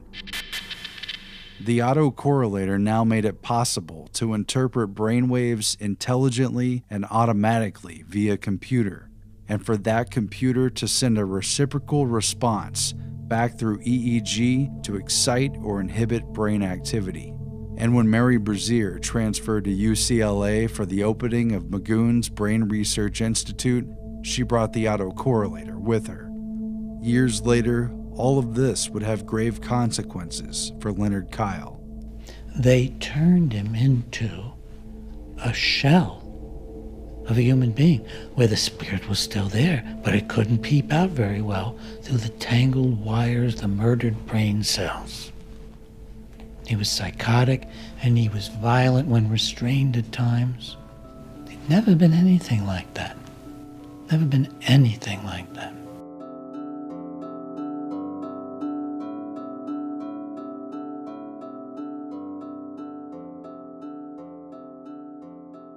The Boston Violence Project continued with funding through the NIH and the LEAA. Dr. William Sweet was so powerful and had friends in such high places that in 1971 he was able to directly petition Congress for funds for their violence study, bypassing the ordinary process. The project, unlike your average scientific and medical proposals of the day, was aided by an organized political campaign to garner congressional support run by one of Washington's top lobbyists. These guys went to Congress. They got a direct science grant from Congress. Congress doesn't give grants for scientific research. They came out with $500,000. They gave it to NIMH, completely bypassed all the review processes of NIH, and said, you give it to Mark, Irvin, and Sweet for their research. This is how high up the chain this project truly went. All of this despite the fact that brain lesions such as Leonard's were well known for years to cause something called Kluver-Bucy syndrome. In 1939, psychologist and mescaline researcher Heinrich Kluver, a core member of the Macy's cybernetics group, and his colleague neurosurgeon Paul Bucy observed that monkeys who received bilateral temporolimbic lesions fell victim to a multitude of permanent behavioral effects, including everything from docility to psychic blindness, or the inability to appropriately recognize the emotional importance of events, such as the ability to feel fear. The same effects were produced when lesions were burned into the amygdala as well. So now I found myself looking at what looked like one of the worst, most egregious, involuntary, brutal experiments ever reported in the medical literature, and nobody but me that I could find anywhere seemed to be bothered by it. One unlikely source of concern came in the form of neurologist Dr. Ernst Rodin, who visited the Boston group after reading Violence in the Brain, hoping to gain information he could apply to a similar experiment he planned to run on violent sex offenders out of the Lafayette Clinic in Detroit. Dr. Rodin came away with a very different picture of what was actually going on in Boston than what was reported in Mark and Irvin's book. The nursing staff informed him that, despite supposedly being a project about the treatment of violent criminals, none of the 35 patients in Mark and Irvin's initial study were violent criminals, or even truly violent people. Dr. Ira Sherwin, the Boston Project's head neurologist, concurred with the nurses and stated that he was not aware of any genuinely successful cases, including Julia S. and Thomas R. Of Violence in the Brain and Mark and Irvin's research, Dr. Rodin concluded, "We have been misled." Maybe now is a good time to mention that, just like Drs. Heath and Delgado, a FOIA request to the CIA regarding any contract work done by Drs. Mark, Irvin, or Sweet for the agency was returned with a statement that the agency could neither confirm nor deny that the men had ever worked for them. So we have these American surgeons, some of the most famous in the country, getting funding from a combination of NIMH and the Justice. Can you imagine anything more totalitarian than putting psychiatry and justice together? By 1972, internal LEAA memos show that the agency decided not to renew Mark, Irvin, and Sweet's funding, due to, among other things, the fact that they discovered Dr. Irvin was vacating the Boston Project without informing the LEAA, to take up a new position at UCLA, in addition to evidence of the misuse of federal funds, including the fact that Irvin had used grant money to purchase equipment from a firm in which he was the major stockholder. The agency also noted that despite being proposed as the entire point of their research, the present proposal contains no attempt to develop treatment or follow-up procedures for the patients involved. Because, as it should be glaringly obvious by now, that is not what this was ever about.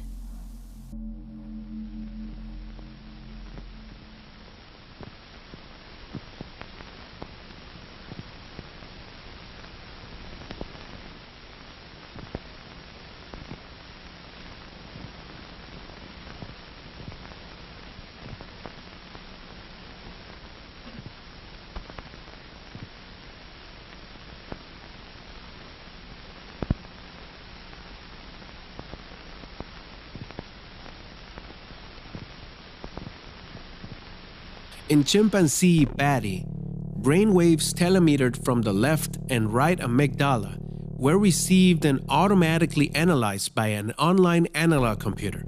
This instrument was instructed to recognize a specific pattern of waves. The computer was also instructed to activate a stimulator. Each time the waves appeared, radio signals were sent to Patty's brain to stimulate a point known to have negative reinforcing properties. Electrical stimulation of one cerebral structure was contingent upon specific EEG patterns in another area of the brain, and the whole process of identification of information and command of action was decided by the online computer. In this process, Patty's very capacity for carrying out certain behaviors was drastically and rapidly altered through a very sophisticated form of computer-driven conditioning, which continued until the offending brain activity was no longer physically possible. 2 hours after the brain-to-computer feedback was established, activity in the amygdaloid nucleus was reduced to 50%.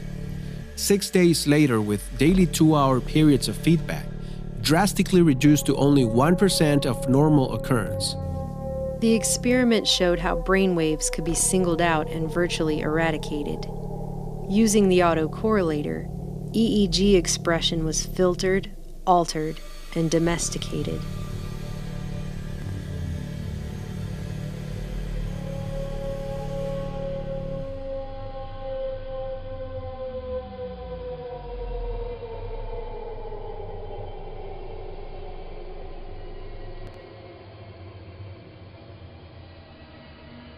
The project moved forward.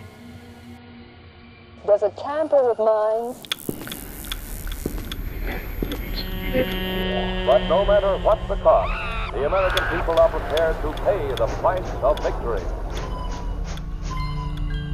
Telling the people to accept these monstrous treatments that do nothing but destroy brain tissue and dehumanize people. Let us march toward the clean world our hands can make. Does it tamper with minds? Does it tamper with minds? And if so, does anyone have the right to do that?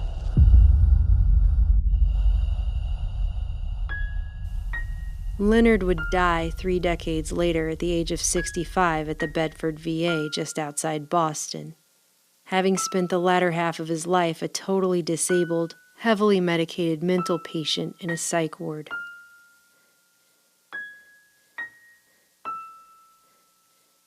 Despite having completely ruined a man's life after mutilating his brain, Doctors Mark and Irvin continued to publish success stories about Leonard's case up until at least 1975. But I wouldn't, even if they were convicted of murder, want to unleash these psychosurgeons on them. There are protections against cruel and unusual punishment. Believe me, it is crueler to have done to you what was done to Leonard Kyle than to be put to death. It's crueler and more hopeless and more horrible.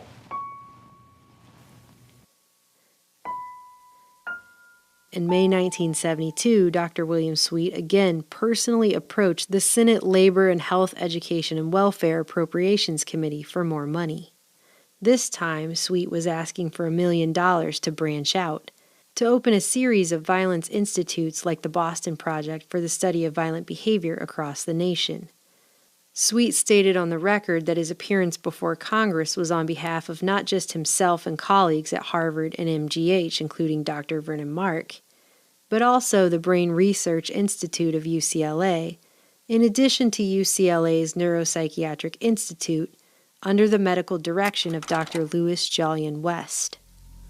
Dr. West spent his entire career first in the military and later in academia, researching all manner of behavior modification, everything from cults to communist mind control techniques, dissociation, hypnosis, sensory deprivation, hallucinogens, for which he attended cybernetician Frank Fremont Smith's Macy's conference on LSD, social engineering, and more. As a psychiatrist, Dr. West reportedly examined Lee Harvey Oswald's assassin Jack Ruby, homicidal cult leader Charles Manson, infamous kidnap victim Patty Hearst, the man convicted of assassinating RFK Sirhan Sirhan, and even convicted Oklahoma City bomber Timothy McVeigh. He also reportedly monitored Haight-Ashbury's so-called acid ghetto before and during the Summer of Love.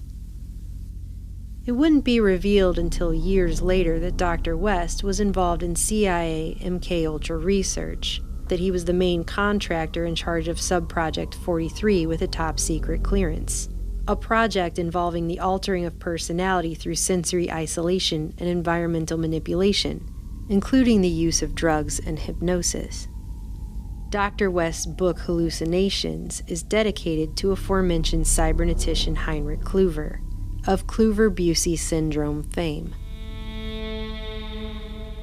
Unsurprisingly, right on cue, Dr. Irvin and other Boston Project associates were on their way to California ahead of Dr. West's new project, as mentioned by Dr. Sweet to Congress, the Center for the Study and Reduction of Violence at UCLA. Sounding just like Drs. Mark, Irvin, Sweet, and Delgado, Dr. West decried the growing plague of violence as our greatest ill, and claimed his was just the project President LBJ's Violence Commission had called for to cure it.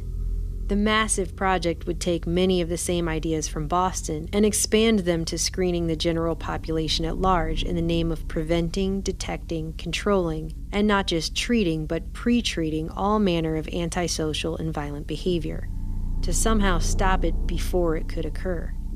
Broad in scope, the project called for experimenting on people of all ages and from all sectors of society, including children, menstruating women, anyone deemed predisposed to alcoholism, criminals, mental patients, people diagnosed with brain disease and dysfunction, and more. Race was obviously considered a cause of violence, as the project involved plans to monitor students and introduce experimental anti-violence treatment programs at 2 different junior high schools, one in a predominantly black ethnic area, and the other in a predominantly Chicano area. A wide variety of experimental treatment methods would be employed, including everything from newly developed but unapproved chemical castration drugs, to monitoring, quote, abnormal electrical brain activity, specifically using surgical intervention by implanting tiny electrodes deep within the brain, end quote. Dr. West noted it is even possible to record bioelectrical changes in the brains of freely moving subjects through the use of remote monitoring techniques. Sound familiar? A full third of the research projects the center ostensibly planned to carry out were based upon attempts to link violence prediction to what they deemed abnormal brainwaves. Irvin, for example, made remarks that to the effect that being a do-gooder or goody two-shoes or nice to people, that was a pretty good idea, but you wouldn't get any money from that.